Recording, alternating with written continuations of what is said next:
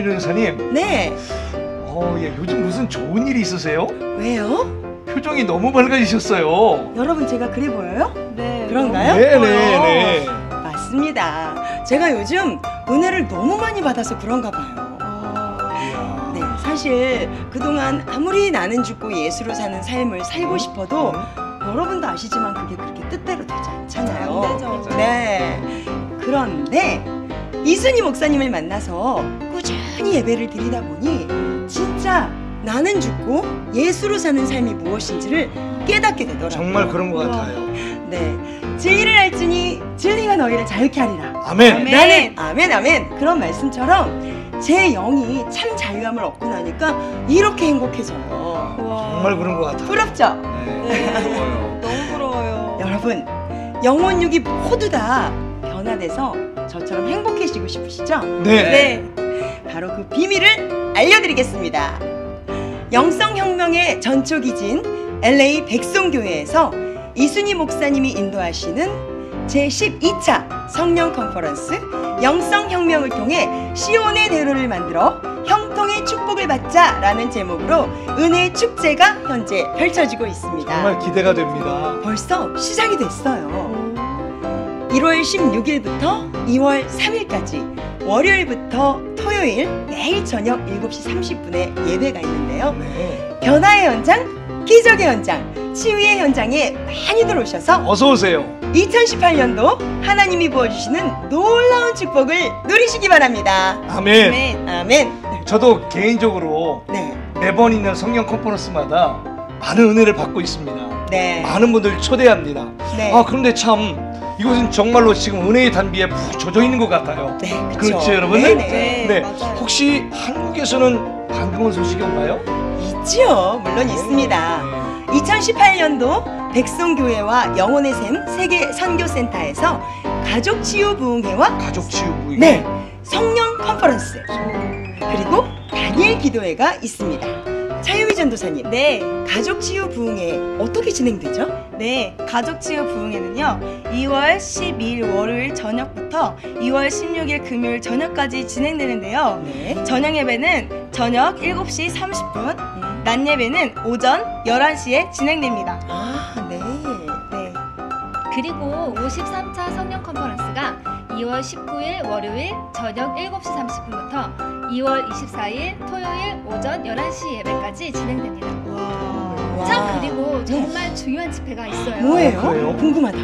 나라사랑 국민운동본부에서 주최하는 구국기도 대성회에 와. 우리 이순희 목사님께서 초빙되셨거든요. 와. 그게 언젠데요? 3월 1일 목요일 저녁 8시 30분에 542 기도원 대성전에서 집회가 열립니다. 3일짜리네요. 그러게요. 와. 와, 더 의미 있다. 그죠? 참 유미 전도사님, 저 네. 그 보령 백송수양관 사진으로 봤는데 너무 아름답더라고요. 너무 설명 좀 해주세요. 아름답죠. 거기서는 봤어요. 무슨 좋은 집회가 없나요? 너무 멋있죠? 네. 당연히 보령 백송 영성 수양관에서 집회가 있죠. 3월 5일 월요일 저녁부터 3월 8일 목요일 저녁까지 영적 대각성 치유 부흥회가 열립니다. 와. 앞으로도 계속해서 우리 보령 백송 수양관에서 수많은 집회가 이뤄질 것입니다. 그렇군요. 너무 기대돼요. 네. 한편 5월 21일부터요. 네. 6월 10일까지 하루 3번. 몇 하루 번? 3번. 와. 3번씩 제3차 다니엘 기도회가 충남 보령에 있는 백송 백성 수양관. 수양관에서 와. 펼쳐집니다. 특별히 첫날 저녁 7시 30분부터 시작해서 다음날 새벽 5시 30분 그리고 오전 11시 저녁 7시 30분 계속 이어서 하루에 3번씩 예배를 드리는 제3차 다니엘 기도회가 펼쳐지게 될 것입니다. 기대가 되지요? 너무 기대돼요. 지난해에 이곳 LA에서도 8명이나 다니엘 맞아요. 참석했었잖아요. 저도 진짜 갔었잖아요. 완전히 은혜의 도가니였어요. 이번에도 또 가려고요. 참, 그럼 다른 예배는 없나요? 다른 예배 당연히 있죠. 네. 백성교회와 백성수양관 영혼의 샘 세계선교센터에서는 1년 365일 매일 예배가 돌아갑니다. 1년 놀라보시죠. 365일. 맞아요. 평일 저녁 예배는 우리 이순희 목사님께서 직접 인도하시고요. 낮 예배는 여러 훌륭한 부교육자님들께서 예배를 계속 인도해 주실 것입니다. 그렇군요. 언제나 뜨거운 예배가 계속적으로 진행된답니다. 그 그럼 이런 예배를 통해서는 어떤 일들이 펼쳐지나요? 살아계신 하나님 역사하시는 그런 것이에요. 네. 우울증이나 각종 질병들이 싹 고쳐집니다. 싹? 저를 보세요. 우울증과 공황장애가 싹 사라졌어요. 와, 대박. 제가 여기 오기 전에는 이랬던 몸이 보세요. 너무 이쁘지 않아요? 네, 멋있어요. 너무 멋있어요. 너무 멋있다. 네, 저 무려 15kg가 빠졌어요. 15kg? 와. 와, 믿어지지 않네. 네.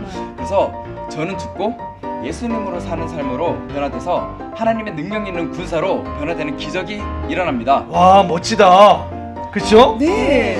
영혼의 생수가 넘쳐 흐르는 곳, 방황하는 영혼들의 샘터, 영혼의 샘 세계 선교센터로 여러분들을 초대합니다. 성령의 능력으로 권능을 받아 소나무처럼 푸르고 백합화처럼 순결한 저와 여러분이 되기를 소원합니다. 예루살렘과 온 유대와 사마리아와 땅끝까지 이르러 주님의 증인 됩시다. 아멘. 대박이군. 대박이야. 백성교회 오신 분들 대박이야. 대대대대대대. 느헤미야 13장 1절로 3절 말씀 함께 보겠습니다. 느헤미야 13장 1절로 3절 말씀. 그날 모세의 책을 낭독하여 백성에게 들렸는데 그 책에 기록하기를 암몬 사람과 모압 사람은 영원히 하나님의 총회에 들어오지 못하리니 이는 그들이 양식과 물로 이스라엘 자손을 영접하지 아니하고 도리어 발람에게 뇌물을 주어 저주하게 하였습니다. 그러나 우리 하나님이 그 저주를 돌이켜 복이 되게 하셨다 하였는지라. 백성이 이 율법을 듣고 곧 섞인 무리를 이스라엘 가운데서 모두 분리하였느니라. 아멘. 하나님이 열면 닫을 자가 없어요. 예, 영성혁명의 전초기지 구탄이에요. 형통의 축복을 막는 영적 트라우마를 제거하라. 트라우마가 뭐야? 상처죠, 상처. 오늘 예수 이름으로 모든 상처를 치료받기를 원합니다. 상처가 없는 사람은 단 하나도 없어요. 하나님 이 시간에도 마음이 상한 자를 고치시고 성령으로 우리를 완전히 머리끝에 발까지 기름 부어주셔서 우리의 영혼육의 모든 질병을 고치시기를 원하시는 좋으신 분입니다. 마음이 상한 자를 고치시는 주님, 하늘의 아버지 날 주관하소서. 주의 길로 인도하사 자유케 하소서. 새 일을 행하사 꿈케 하소서. 의의 주리고 목이 마르니 성령의 기름 부소서. 의의 주리고 목이 마르니 내 잔을 채워 주소서. 성령으로 채우사 주 보게 하소서. 주의 임재 속에 은혜 알게 하소서. 주 뜻대로 살아가니 세상 끝날까지 나를 믿으시고 새날 열어주소서. 의의 주리고 목이 마르니 성령의 기름 부소서. 의의 주리고 목이 마르니 내 잔을 채워 주소서. 아멘. 오늘 이 밤에 마음껏 여러분의 잔을 채워주실 줄 믿습니다. 예, 로스앤젤레스 백성교회가 세워지고 처음으로 열리는 이 성령 컨퍼런스의 주제가 뭐죠? 시작. 영성혁명의 전초기지. 전초기지는 공격에 유리한 최전방의 군사기지라 그랬어요. 우리는 지금 영적 전쟁터에 있고 우리는 여기서부터 영적 전쟁을 해서 한 사람 한 사람 안에서 영성혁명이 일어나 전 세계로 펼쳐나가야 될 줄로 믿습니다. 예, 로스앤젤레스 백성교회는 이제 영성혁명의 전초기지가 되어야 됩니다. 누구든지 이 교회에 오기만 하면 영적 전쟁에서 승리해서 복음을 증거하여 많은 영혼들을 주님께로 인도하는 기적의 현장이 되어야 될 줄 믿습니다. 그래서 우리는 오직 영적 전쟁에 승리하는 십자가를 통해 영성 혁명을 이루고 자유, 능력, 사랑, 진리, 치유, 기적이라는 도착지에 도달해야 돼요. 할렐루야. 사랑을 완성하면 우리는 율법을 완성할 수 있게 되는 거죠. 오늘은 LA 성령 컨퍼런스 9번째 시간으로 형통의 축복을 막는 영적 트라우마를 제거하라 라는 제목으로 함께 은혜를 나눌 때 여러분의 모든 상처가 예수님으로 다 씻어지는 역사가 일어나길 원합니다.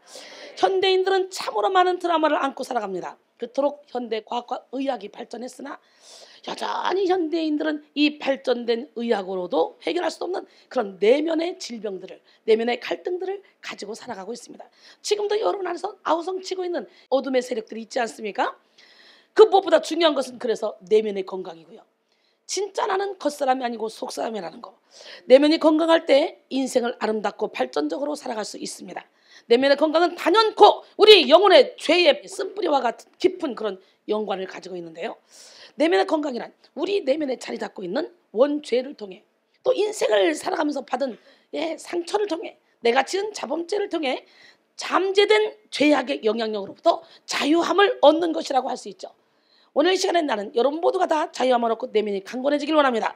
오늘 본문 속 이스라엘 백성들은 이미 느헤미야의 개혁운동으로 인해서 회개하고 변화를 경험한 사람들이에요. 그러나 느헤미야가 잠시 그들을 떠난 그 시간 가운데 금세 그들은 또 다시 타락했어요. 타락해서 세상에 빠져버린 상황 속에서 느헤미야가 다시 한번 그들의 내면을 전면적으로 개혁하기 위해서 나서고 있는 모습을 그리고 있는 말씀이 오늘 말씀이에요. 여러분, 성도란 개혁하는 사람입니다. 할렐루야. 어쩌면 이스라엘 백성들이 그렇게도 빨리 영적으로 나태해지고 타락했는지요. 성벽을 재건한 후 말씀으로 인해 갖게 된 그런 감격과 열정은 어디로 갔는지 없어요. 온데간데 없이 사라지고 또 하나님 앞에 감사해서 회개하고 흘렸던 그 눈물, 성벽 낙성식 때 하나님께 올려드렸던 감사의 찬송은 온데간데 없이 사라지고 다시 포로되었던 옛사람의 모습으로 돌아가죠. 우리 인간은 자꾸 양처럼 귀소 본능이 있어서 아무리 변화시켜도 다시 옛사람으로 돌아가. 그래서 제가 진짜 여기 오는 사람들은요, 영혼육으로 고통당하는 사람. 근데 이 세상의 모든 사람은 다 영혼육으로 고통을 당하고 있습니다. 아닌 척하고 가시게 옷을 입고 있을 뿐이지. 근데 그런 사람들을 데려다가 확 털 뽑고 옷 벗겨서 싹 목욕시켜서 예쁘게 옷 입혀놓으면 어느 순간에 내가 외국에 와 있는 사이에 다시 쓰레기통으로 들어가 있어. 그럼 제가 한국에 가서 또 다시 끄집어내 또 씻겨주고 이 짓을 수도 없이 합니다. 그러다가 어느 순간에 작품으로 변화되죠. 에베소 4장 22절 24절 너희는 유혹의 욕심을 따라 썩어져가는 구습을 따르는 옛사람을 벗어버리고 오직 너희 심령이 새롭게 되어 하나님을 따라 의와 진리의 거룩함으로 지으심을 받은 새 사람을 입으라. 느헤미야 13장 11절에 보면 내가 모든 민장들을 꾸짖어 이르기를 하나님의 전이 어찌하여 버림바가 되었냐는 거예요. 오늘 본문 이후의 말씀이에요. 여러분, 이 느헤미야의 탄식이 바로 하나님께서 우리를 향한 탄식인 줄로 믿습니다. 여러분은 매일 이 엄청난 영적인 예배를 드리면서도 아직도 버리지 못한 나의 나태함, 연약함, 비우지 못한 욕심으로 인해서 여러분 안에 하나님을 주인으로 삼지 못하고 육신의 정욕, 안목의 정욕, 이생의 자랑을 쫓아가며 나를 주인 삼고 살고 있지는 않습니까?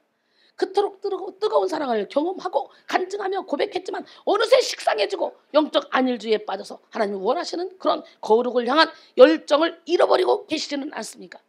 여기서 은혜를 받으면 많은 사람들이 그래요. 원장님 있을 때는 너무 좋은데 전쟁 딱 시작했는데 원장님이 가버리니까 그때 전쟁 치르기가 너무 힘들다.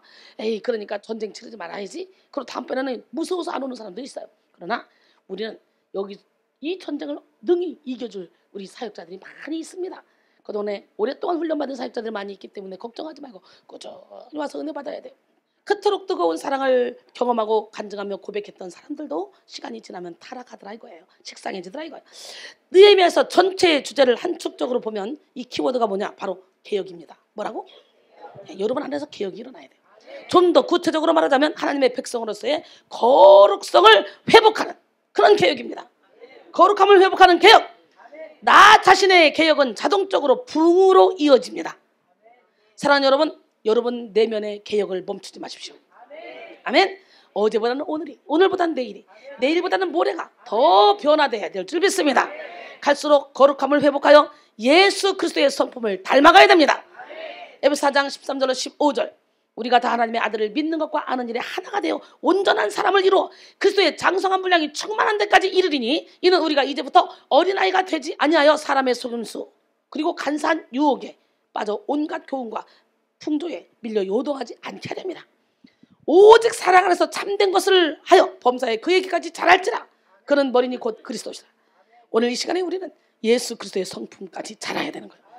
한꺼번에 싹 변화되면 좋겠지만 계속적으로 점차적으로 변화되더라고요. 내가 10개를 잘못했다가도 이제 9개, 8개, 7개 하다가 어느 순간에 죄를 짓는 것 자체가 두려워지는 그런 상황이 오더라고요.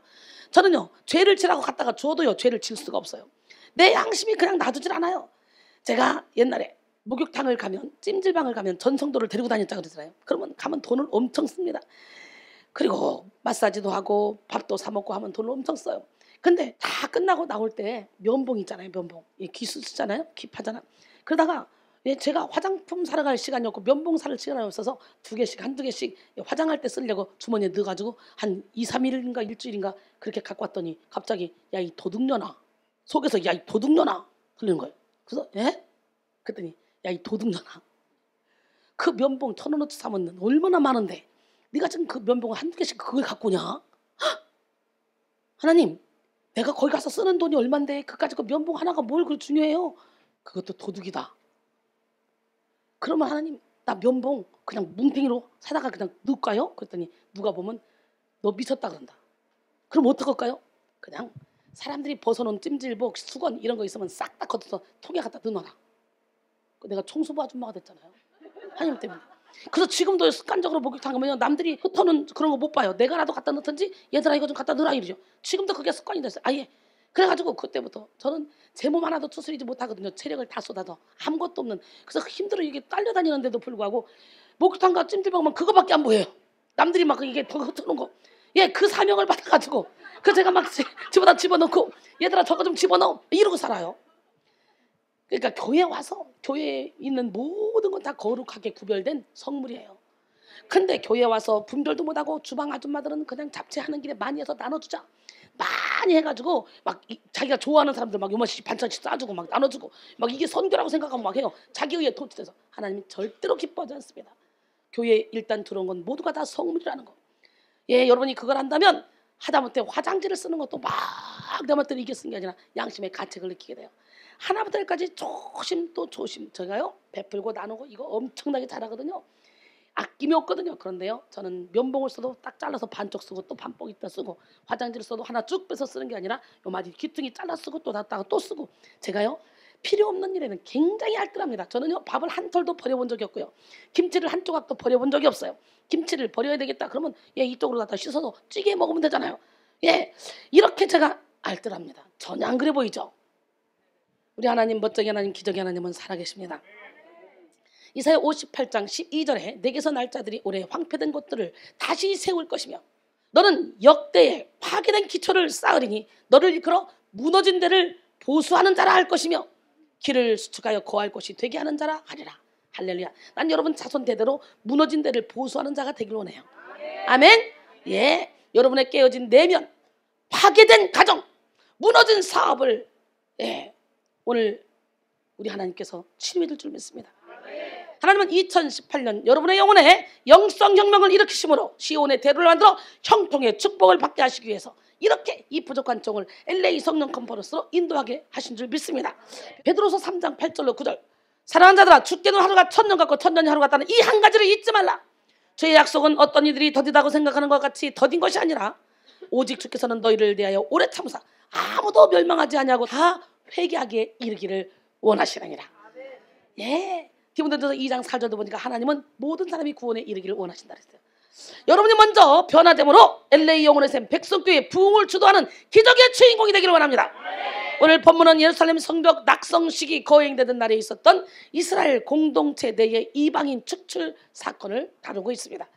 왜냐하면 이날에 모세의 율법 곧 이스라엘의 거룩한 회중들에게 이방인들 특히 암몬 사람들과 모압 사람들을 제외시키는 것과 관련된 신명기서의 규정을 낭독하게 하였습니다. 신명기 23장 3절 암몬 사람과 모압 사람은 여호와의 총회에 들어오지 못하리니 그들에게 속한 자는 10대뿐 아니라 영원히 10대가 1대, 2대, 3대, 4대, 5대 10살, 12살 이런 거 얘기하는 게 아니고 10대뿐 아니라 영원히 여호와의 총회에 들어오지 못하리라. 놀래봐시다. 이야, 그가 이 말씀을 낭독했던 목적은 뭡니까? 백성들 스스로 그들 가운데서 이방인들, 암몬 사람들과 모압 사람을 축출함으로써 새롭게 회복된 이스라엘 공동체를 거룩하게 유지하기 위함이었습니다. 느헤미야의 1차 귀환과 예루살렘 성벽 재건 역사, 그리고 에스라와 느헤미야의 이 주도의 언약 갱신을 통해 신앙과 선민의 정체성 회복을 이룬 후 얼마 되지 않아 백성들은 다시금 신앙의 타락에 빠졌습니다. 따라서 느헤미야는 계속적인 개혁 운동을 일으켜서 이들 내면의 근본적인 개혁을 이루고자 힘쓰고 있는 거예요. 우리는 건강한 내면 세계를 소유하기 위해서 철저히 우리 영혼의 자유를 방해하는 세력들을 제거하는 일에 집중해야 됩니다. 우리 내면에 자리 잡은 죄악의 쓴뿌리들, 그 방해물들이 바로 오늘 본문에서 철저히 축출해야 될 암몬 사람과 모압 사람입니다. 내 안에 있는 죄악의 쓴뿌리들이. 아멘. 오늘 말씀을 통해 우리 내면 속에 자리 잡은 죄의 세력들, 즉 암몬 사람과 모압 사람이 무엇인지 깨닫고 완전히 몰아내는 시간이 되길 원해요. 그래서 우리 내면에 영성 혁명이 일어나서 시온의 대로를 만들어 형통의 축복을 받기를 소원합니다.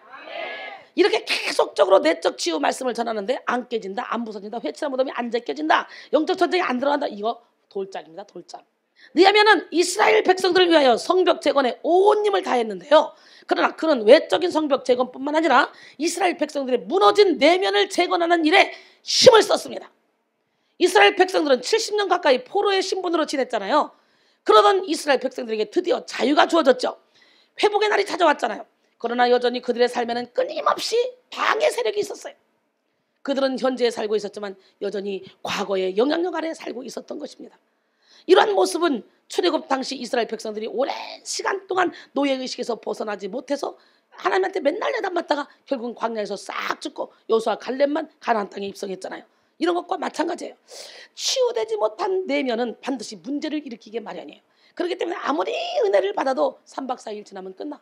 근본적으로 여러분 회칠한 무덤이 제껴지면서 여러분의 영혼에서부터 치유가 일어나야 여러분이 이 영혼을 지킬 수가 있지.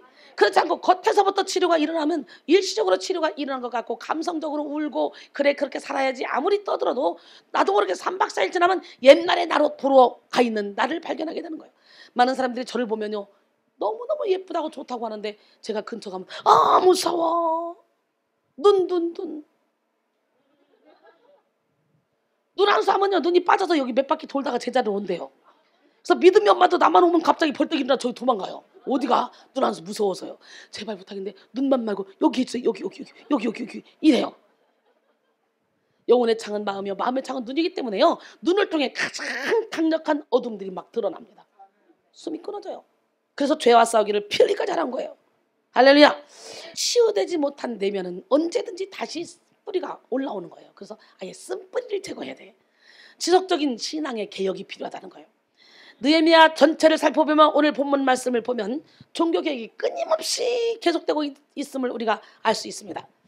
느헤미야와 이스라엘 백성들은요 한 번 개혁에 그치지 않고 삶의 아주 작은 영역까지 하나하나 다 개혁해 나갔습니다. 오늘 우리도 삶의 작은 영역까지 하나하나 개혁해서 열매 맺는 삶으로 변화돼야 돼요. 아니 능력 받았다고 은사 있다고 막 그러면서 막 교만하고 잘난 척하고 막 이러고 다니면 이거는 하나님의 열매가 아니에요.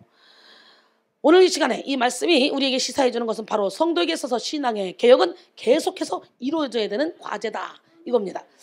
그 이유는 무엇일까요? 원죄의 부패성을 가진 인간은 어느 한 부분만 타락하는 것이 아니라 아주 전인적으로 삶의 구석구석이 다 타락해 있다는 거지. 다 부패해 있어요. 따라서 특정한 어느 부분만 회복되었다고 해서 다 된 것이 아니라는 거예요. 우리 내면에는 원죄를 통해 자범죄를 통해 상처를 통해 환경을 통해 생각을 통해 조상들이 지은 죄를 통해 내려온 그 어둠의 영들이 우주를 이루고 있습니다. 따라서 우리는 인내함으로 모든 그 어두운 영역들을 빛의 영역으로 바꿔나가야 돼요. 그래서 사도 바울은 이렇게 고백하죠. 형제들아 내가 그리스도 예수 우리 주 안에서 가진 바 너희에 대한 나의 자랑을 두고 단언하노니 나는 날마다 죽노라. 할렐루야. 예, 고린도전서 15장 31절 말씀입니다. 여러분의 삶이 진정으로 변화되기 위해서는요 전면적인 개혁이 필요합니다. 개혁이 없는 삶, 개혁이 없는 신앙은 아무리 오랜 신앙생활을 한다 해도 아무런 능력을 가질 수가 없습니다. 우리는 우리 삶의 전반적인 개혁을 위해서 날마다 끊임없이 자아를 죽이는 작업을 해야 돼요. 인내함으로 신의 성품에 참여하기까지 죄와 싸워야 돼요. 피 흘리기까지 싸워야 돼요. 예, 야고보서 1장 4절에 보니까 인내를 온전히 이루라. 이는 너희로 온전하고 구비하여 조금도 부족함이 없게 하려 함이라. 할렐루야. 히브리서 12장 3절로 4절 보니까 너희가 피곤하여 낙심하지 않기 위하여 죄인들이 이같이 자기에게 거역한 일을 참으신 일을 생각하라. 너희가 죄와 싸우되 아직 피 흘리기까지는 아니하고. 영적 전쟁에 들어갔다면 우리는 죄와 싸우기를 피 흘리게 할 결단으로 생명 걸고 싸워야 됩니다. 왜냐하면 우리 몸이 사탄과 예수님의 싸움터기 때문에 서로가 우리의 의지를 잡고 우리를 통해 일을 하려고 하거든. 우리의 의지를 완전히 하나님께 드리기 위해서는 내 몸이 정쟁터인 이 몸이 예수님께서 이 몸에서 마음껏 싸우도록 나를 맡겨드려야 되는데 아이고 아파서 안 돼요. 이래서 안 돼요. 만약에 강도가 왔어요. 싸우자고 왔어요. 여기 잘 싸우는 우리 김선지 목사님이 그 강도 충분히 이길 수 있거든요. 그런데 그러는 거예요. 내가 갑자기 목사님 싸우긴 싸우는데 있잖아 저 강대상 저거 엄청 비싼 거야. 어려운 사람이 사는 거야. 그러니까 저거 침범하지 않게 이쪽에서만 싸워. 그리고 있잖아 저 키보드 온지 얼마 되지도 않은 분이 어르신이 할머니가 사는 거야. 용돈 맡겨서. 아유 저거 건드리면 큰일 난다. 그러니까 이쪽 근처는 오지 말고 그냥 이쪽에서만 싸워. 만약에 내가 이렇게 제한을 둔다. 그럼 어떻게 되겠어요? 마귀 새끼는 이걸 다 때려 부시고 막 던지고 막 싸우는데 예수님은 저 구석에서 막 조심조심하면서 싸우면 이겨 못 이겨? 못 이기는 거야. 그러니까 내가 박살나도 좋습니다. 바울은 빛으로 오신 예수님을 만나고 눈 멀어버렸어. 왜 멀었을 것 같아? 여러분 생각을 해봐. 빛으로 오신 하나님을 만났어. 사울아 사울아 네가 왜 나를 박해하냐고 만났는데 왜 눈이 뭐냐? 고꾸라졌잖아. 왜 그러냐 도대체? 왜 그런 것 같아요? 죄가 살아난 거. 죄가 어둠이 살아난 거예요. 자기 이론 자기의 틀이 다 깨지는 거예요. 그래서 눈이 멀어버린 거예요. 그래서 그 사건이 있은 후에 바울은 자기의 이론 자기의 생각 다 내려놓고 하나님만 쫓았잖아요. 야곱이 천사와 씨름할 때 환도뼈가 부러질 때까지. 그리고 평생 동안 환도뼈를 안 먹었다 그러잖아. 이스라엘 백성들이 평생 동안 이러고 돌아다녔어요. 오늘 여기서 여러분이 막 영적 전쟁 치르다가 막 이래가지고 다닌다고 생각해. 나한테 돈 내놓으라고 할걸? 이러다가 막 눈 멀었어. 눈 멀어가지고 막 그냥 3일 동안 눈도 못 떠. 우리 하나님 멋쟁이 하나님 기적의 하나님 능력의 하나님은 어떤 방법을 써서라도 우리의 이론을 우리의 틀을 깨기를 원하셔. 오늘 여러분 모두가 여러분의 틀을 깨는 시간이 되기를 원합니다.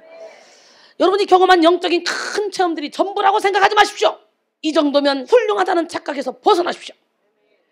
예수님이 부자 청년에게 말했듯이 여러분 안에 아직도 부족한 것이 있습니다. 그 여러분 안에 오히려 부족한 그 한 가지가 남아 여러분을 장악함으로 열매 맺는 삶을 살지 못하게 하는 거예요. 우리는 나 자신이 보기에 의로운 삶이 아니라 하나님이 보시기에 의로운 삶을 살아야 돼. 하나님은 우리를 향해 원하시는 삶은 뭐냐? 예수 그리스도의 성품을 담는 삶입니다. 레위기 11장 45절에 보니까 나는 너희 하나님이 되고 너희를 애굽 땅에서 인도해낸 여호와라. 내가 거룩하니 너희도 거룩할지니라. 사랑하는 성도 여러분, 온전히 나는 죽고 예수로 살아 예수 그리스도의 성품을 담는 것이 바로 여러분의 꿈이 되기를 원합니다. 진정으로 성결이 여러분의 꿈이 된다면 여러분은 결코 헛된 착각 속에 빠질 수 없을 것입니다. 베드로서 1장 4절로 7절 이로써 그 보배롭고 지극히 큰 약속을 우리에게 주사 이 약속으로 말미암아 너희가 정욕 때문에 세상에서 썩어질 것을 피하여 신성한 성품에 참여한 자가 되게 하려 하시느니라. 그러므로 너희가 더욱 힘써 너희 믿음의 덕을 덕에 지식을 지식에 절제를 절제 인내를 인내에 경건을 경건에 형제우애를 형제우애에 사랑을 더하라. 아멘. 한마디로 열매 맺는 삶을 살아라. 인격의 열매를 맺어라. 아멘. 여러분 모두가 신의 성품에 참여하는 열매를 맺기를 바랍니다. 그러기 위해서는 우리는 먼저 말씀으로 내 안에 개혁의 운동을 일으켜야 돼요. 왜? 하나님의 말씀은 살아계시잖아요. 하나님의 말씀은 살아있고 활력이 있어. 좌연할 수 없던 검보다 더 예리하여 우리의 혼과 영과 관절과 골수를 찔러 쪼기까지 하고 또 우리의 마음의 생각과 뜻을 판단한다고. 히브리서 4장 12절에 말씀하시죠. 그러기에 말씀 중심이라 하면서도 역사가 일어나지 않는다. 그건 말씀 중심이 아니라 죽은 말씀 전하는 거예요. 진짜 말씀 중심이면 그 말씀이 막 심령 골수를 찔러 쪼개서 나 여호와는 치료의 원이라 말씀했잖아요. 그가 채찍에 맞음으로 너희는 나음을 입었다 그랬잖아요. 뼛속까지 침범해 있는 병마를 다 드러냅니다. 그렇기 때문에 안 아팠던 곳이 더 아픈 거예요. 암병은 죽을 때 나타나죠. 그러나 하나님의 빛이 확 들어가고 말씀의 검이 수술 시작하면 암세포까지도 다 낱낱이 다 잡아버립니다. 그러니까 건강해져요. 할렐루야. 여러분 은혜 받다 보면 막 피 오줌을 싸기도 하고 피똥을 싸기도 하고 막 고름을 막 뱉어내기도 하고 막 여러 가지 증상이 일어나요. 은혜 받는 중에 일어나는 증상은 여러분 뼛속까지 있던 병마 그거를 하나님이 몰아내면서 병들이 막 떠나가는 과정입니다. 좋은 것입니다. 여러분 고린도전서 4장 6절에 형제들아 내가 너희를 위하여 이 일에 나와 아볼로를 들어서 본을 보였으니 이는 너희로 하여금 기록된 말씀 밖으로 넘어가지 말라 한 것을 우리에게서 배워 서로 대적하여 교만한 마음을 가지지 말게 하려 함이라 그랬어요. 오늘 나는 여러분 모두가 기록된 말씀 밖으로 나가지 않기를 원합니다. 그 말씀으로 여러분 자신을 개혁하기를 원합니다. 아무리 새 것이라도 시간이 지나면 퇴색하죠. 헛것이 됩니다. 그런 것처럼 오늘날 우리 한국교회 이 개신교는 말씀에서 벗어나고 있는 모습을 참 많이 봅니다. 입술은 말씀 중심인데 말씀하고는 전혀 관계없는, 말씀은 이 일을 하시는데 이 일을 하는 교회를 보면 저거 이단 아니야? 그건 초대교회나 귀신을 쫓아내고 초대교회에서나 병들이 고쳐졌고 그랬지, 지금은 말씀이야 말씀 중심. 그러면서 죽은 말씀만 막 선포하면서 잘났다고 어깨 힘주고 역사를 일으키고 진짜 하나님이 함께 하는 사람들을 이상한 사람이라고 말할 정도로 지금 심각해졌단 말이죠, 교계가. 그러나 여러분 기도해보세요. 여러분 속에 어둠이 없습니까? 기도해보세요. 여러분 속에 문제가 없습니까? 예수 믿으면 그냥 무조건 천국 갑니까? 믿는다는 것은 저절로 행함이 따라와야 되는 거지. 믿는다 하면서 행함이 따라오지 않는 믿음은 죽은 믿음이에요. 그거는 아무런 힘이 없는 믿음이에요. 육체의 일을 행하는 사람은 하나님의 나라를 유업으로 못 받는다 그랬어요. 그렇기 때문에 나를 쳐서 복종시키는 일을 해야 되는 거예요. 여러분 말씀으로 개혁해야 되는데 무속화, 오늘날 현대 교회들이 무속화, 기복주의, 은사주의, 신비주의, 성공주의의 신앙을 갖고 있습니다. 또한 신학의 변질, 자유주의나 진보주의 신학의 영향으로 성경의 권위가 밑바닥으로 떨어져 버렸습니다. 또한 세속화, 도덕성 상실, 윤리성 상실, 편의주의, 비윤리적인 그런 행동으로 인해서 교회가 신뢰를 잃었어요. 이런 현상으로 사람들이 개신교 신앙을 등지고 천주교나 불교로 개종하는 현상까지 나타나고 있는 실정입니다. 그리고 교회 안에서 청년들과 청소년들이 점점점 줄어들고 있습니다. 맛을 잃은 그런 소금이 길가에 버려져서 사람들에게 밟히듯이 오늘날 우리 한국교회의 현실은 아주 비참하게 되었습니다. 이렇게 된 이유는 교회가 하나님의 말씀에서 멀어졌기 때문이에요. 그래서 사람들에게 밟히듯 오늘날 우리 한국교회의 현실은 아주 비참하죠. 이렇게 된 이유는 교회가 하나님의 말씀에서 멀어졌기 때문입니다. 또한 하나님의 말씀을 머리로만 알고 지식으로만 알기 때문에 변화되지 않아서 개혁이 일어나지 못하는 거예요. 우리는요 여기로 하는 지식 아무런 필요 없습니다. 일이 알았다면 이것이 가슴으로 내려와야 되고, 가슴으로 내려왔다면 이것이 손발로 움직여져야지 온전한 믿음을 소유하는 거예요.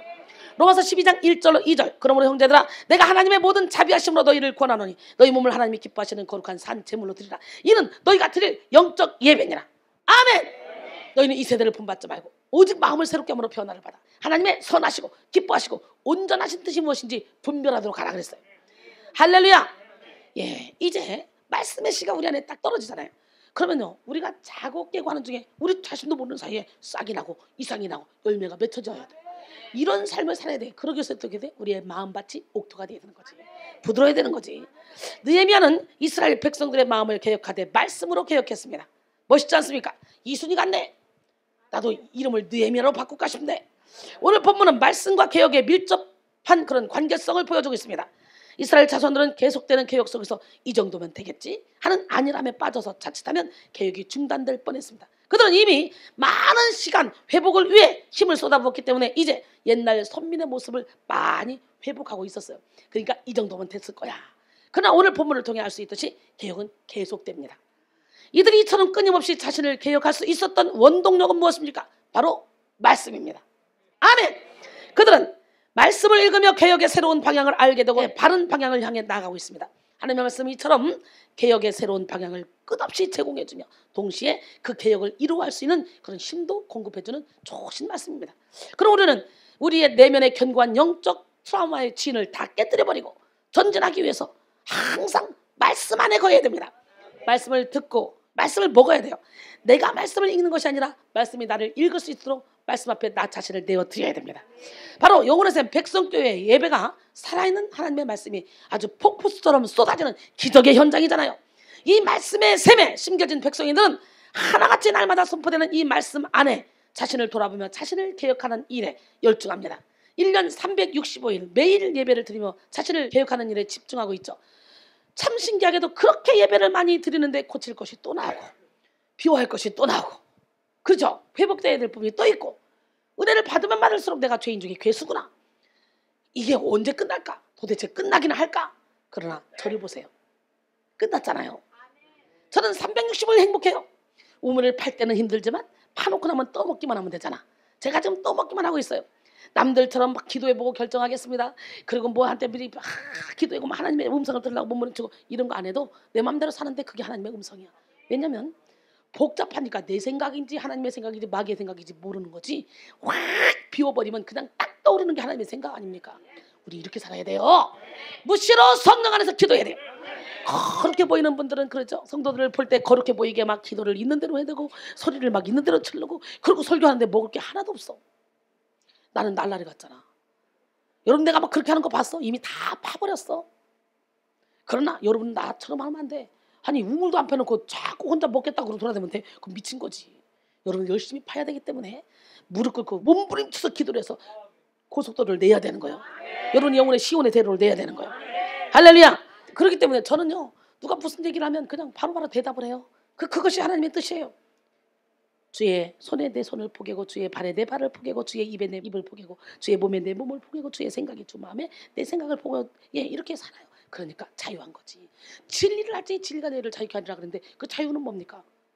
예수님께 나 자신을 완전히 내어드리고 내 멋대로 사는 거예요. 그럼 내 멋대로 사는 게 내가 사는 게 아니에요. 예수님이 사는 거지. 내가 그리스도와 함께 십자가에 못 박혔느니 그러죠. 이제는 내가 사는 것이 아니라 오직 내 안에 그리스도가 사시는 것이다. 이제 내가 육체 가운데 사는 것은 나를 사랑하사 나를 위해 자기 자신을 버리신 하나님의 아들을 믿는 믿음 안에 사는 것이다. 할렐루야. 사실 꾸준히 은혜를 받는 모든 분들이요 엄청난 변화의 간증을 가지고 있습니다. 엄청난 변화를 맛보았음에도 불구하고 계속해서 변화돼야 될 것들을 말씀 가운데 깨닫고 있습니다. 바로 이것이 하나님의 말씀 안에 이루어지는 기적이죠. 로마서 7장 9절에 전에 율법을 깨닫지 못했을 때 내가 살았더니 계명의 이름에 죄는 살아나고 난 죽었다. 말씀을 깨달으면 깨달을수록 내 안에 죄가 살아나는 거야. 그게 영적으로 모르는 사람들은 한두 번 기도받고 다 됐다고 생각해. 귀신도 다 나가고. 이거는 아주 영적으로 무식한 사람들이 하는 얘기야. 드러났다 그러면 뭐가 드러나 맨날 이러는데 여러분 은혜를 받으면 받아서 회칠한 무덤이 제껴지면서 그 안에 죽은 사람의 뼈와 모든 더러운 것이 계속 올라와. 난 정말 더럽구나. 그래서 철저히 나 자신에 대해서 절망하게 되고 하나님께 대해서 소망을 가지게 됩니다. 할렐루야. 디모데서 3장 16절로 17절 모든 성경은 하나님의 감동으로 된 것으로 교훈과 책망과 바르게 함과 의로 교육하기에 유익하니 이는 하나님의 사람으로 온전하게 하며 모든 선한 일을 행할 능력을 갖추게 하려 함이라. 할렐루야. 고쳐야 할 부분 병든 부분이 아주 많음에도 불구하고 말씀 안에 살지 않는 사람은 결코 자신의 참모습을 볼 수 없고 깨달을 수 없습니다. 영적 전쟁 들어가면요 정말 힘들거든요. 그렇기 때문에 사람들이 전쟁을 살짝 치르다가 다시 그냥 형식적인 신앙생활에 머무릅니다. 여러분 우리는 전쟁에 들어갔다 싶으면 드디어 내가 이제 신앙에 이제 제대로 입문을 했구나. 나는 이 청소를 해야 돼. 전쟁을 치러야 알렉산더 대왕처럼 자꾸 땅을 차지하게 되는 거지. 우리 안에 영적인 전쟁을 들여야 예수님의 땅을 점점점 넓혀가는 거예요. 그러다가 나중에 예수로 가득 채워지면 그때부터는 자유인 거예요. 자유하기까지는 우리는 전쟁을 치러야 돼요. 말씀 안에 살지 않는 사람은요 결코 자신의 참모습을 볼 수도 없고 깨달을 수도 없어요. 오히려 착각에 빠져서 자신의 현재 모습이 아주 좋다고 생각하고 현재 모습에 만족하며 살아가죠.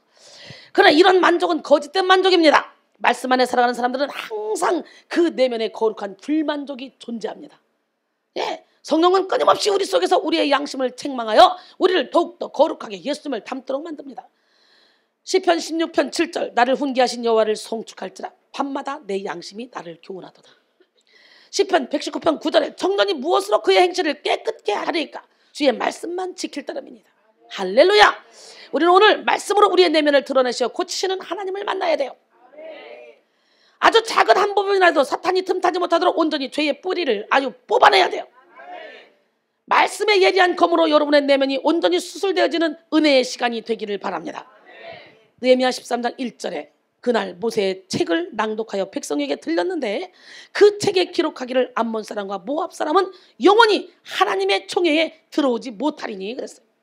못하리니에 해당하는 로는 히브리어 가운데 가장 강력한 부정의 의미를 나타내는 부정사입니다. 또 들어오지에 해당하는 야보는 미완로 형태로 쓰였는데 이는 이례적 사건이 아니라 영속적으로 지속되는 것임을 나타냅니다. 특히 1절의 마지막에 나오는 영영이에 해당하는 아드올람의 수식을 통해 이러한 금지가 영원토록 계속되어야 함을 더욱더 분명하게 강조하고 있는 것입니다. 또한 이 말씀에서 하나님의 총회에 들어오지 못한다고 했는데 여기서 하나님의 총회란 하나님의 부르심 받은 거룩한 공동체를 의미하는 거죠. 예, 하나님의 거룩한 공동체의 의미가 한층 더 강조되는데요. 본문 1절에 나오는 암몬과 모압 사람들은 하나님의 백성을 대적하며 온갖 방법을 동원해서 이스라엘을 핍박한 자들이에요. 오늘 본문의 백성들은 느헤미야가 읽어주는 하나님의 말씀을 통해 자신들을 돌아보게 되었습니다. 이처럼 말씀 가운데 임한 하나님의 은혜는 끝없이 자기 자신을 돌아보게 만듭니다. 끊임없이 하나님 앞에 자신을 더 온전한 모습으로 세우기를 애씁니다. 여러분, 인간은 누구에게나 다 트라우마가 있습니다. 여러분에게는 어떤 트라우마가 있습니까? 현대 과학은 여러 연구를 통해 끔찍한 사건이 발생하는 배경을 몇 가지로 밝혀냈는데요. 먼저 미국의 한 연구를 보면 메탐페타민과 같은 그런 단속 대상 약물을 사용하는 부모일수록 아동을 학대할 확률이 높아진다고 합니다. 한국은 지금요, 자기 자녀를 죽여서 그냥 몇 달 동안 방치하고 자기 자녀를 죽여서 감춰놓고 막 이런 일들이 참 많이 일어나고 있어요. 예, 얼마 전에도 5살 먹은 애기를 죽여가지고 방치해 놨었잖아요. 기가 막힌 사건들이 막 일어나고 있죠. 여러분, 미국 베일러 대학이 2012년 경제연구 저널에 발표한 이 논문은 양육자의 약물 복용이 미치는 영향을 처음으로 살핀 그런 연구입니다. 또 마약이나 약물, 알코올, 잘못된 남용은 빈곤과 무관하지 않습니다. 생활비에 쪼들리고 저임금으로 힘겹게 살아가는 사람들은 약물을 남용할 위험이 높고요. 이 같은 남용은 또다시 빈곤을 부르는 그런 악순환의 고리를 형성합니다. 불안정한 수입 상태가 아동 학대 확률을 높인다고 이게 보고하기도 합니다. 수학과 저널에 소개된 코넬 대학의 2014년 연구는요, 수입 불균형이 아동 학대와 방치를 이끄는 요인이 된다고 이렇게 말했습니다. 안타까운 사실이지만 가난은 아동 학대와 강력한 상관관계에 놓여 있습니다. 고소득층과 저소득층의 격차가 적은 지역이나 국가일수록 사회 문제가 발생할 가능성이 줄어듭니다. 아동 학대도 하나의 사회 문제로 빈곤층이 늘어나는 양극화 현상이 심화될수록 더욱 심각해지는 문제인데요. 연구자들은 신체적, 감정적, 성적 학대 등 모든 유형의 아동 학대가 이런 사회 현상과 무관하지 않다고 주장합니다. 또 부모의 불우한 어린 시절도 자녀의 아동 학대로 이어진다는 연구 결과가 많이 있습니다. 자녀를 학대하는 부모들은 그들 역시 부모로부터 배운 자녀 교육 방식이 고작 학대라는 거죠. 좋은 부모가 되기 위한 롤모델이 없었다는 의미입니다. 학대를 받은 경험이 있는 사람의 자녀 중에 50%도 동일한 운명에 처한다는 그런 보고가 있을 정도입니다. 아동학대 가해자의 80% 가까운 비율이 친부모입니다. 이러한 여러 연구들을 통해 우리는 가난과 폭력, 상처와 트라우마 같은 그런 인간이 처할 수 있는 극한의 상황들이 인간의 죄성을 극대화시킨다는 것을 알 수가 있죠. 흔히 따뜻하고 배부르면 모두가 다 성인군자가 된다라는 말을 합니다. 인간의 기본적인 욕구가 채워지면 누구나 자애로운 삶을 살 수 있다는 얘기죠. 하지만 생계를 위협받고 생존의 위험이 처해지게 되면 인간은 누구나 자신의 한계를 드러내며 무분별한 죄악의 길로 달려가게 됩니다. 예수님의 십자가는 이러한 인간의 한계를 드러내는 고난의 도구였습니다. 예수님이 십자가로 가까이 가실수록 사람들은 자신 안에 잠재되어 있던 무서운 죄를 폭발적으로 드러내며 야만성을 나타냈습니다.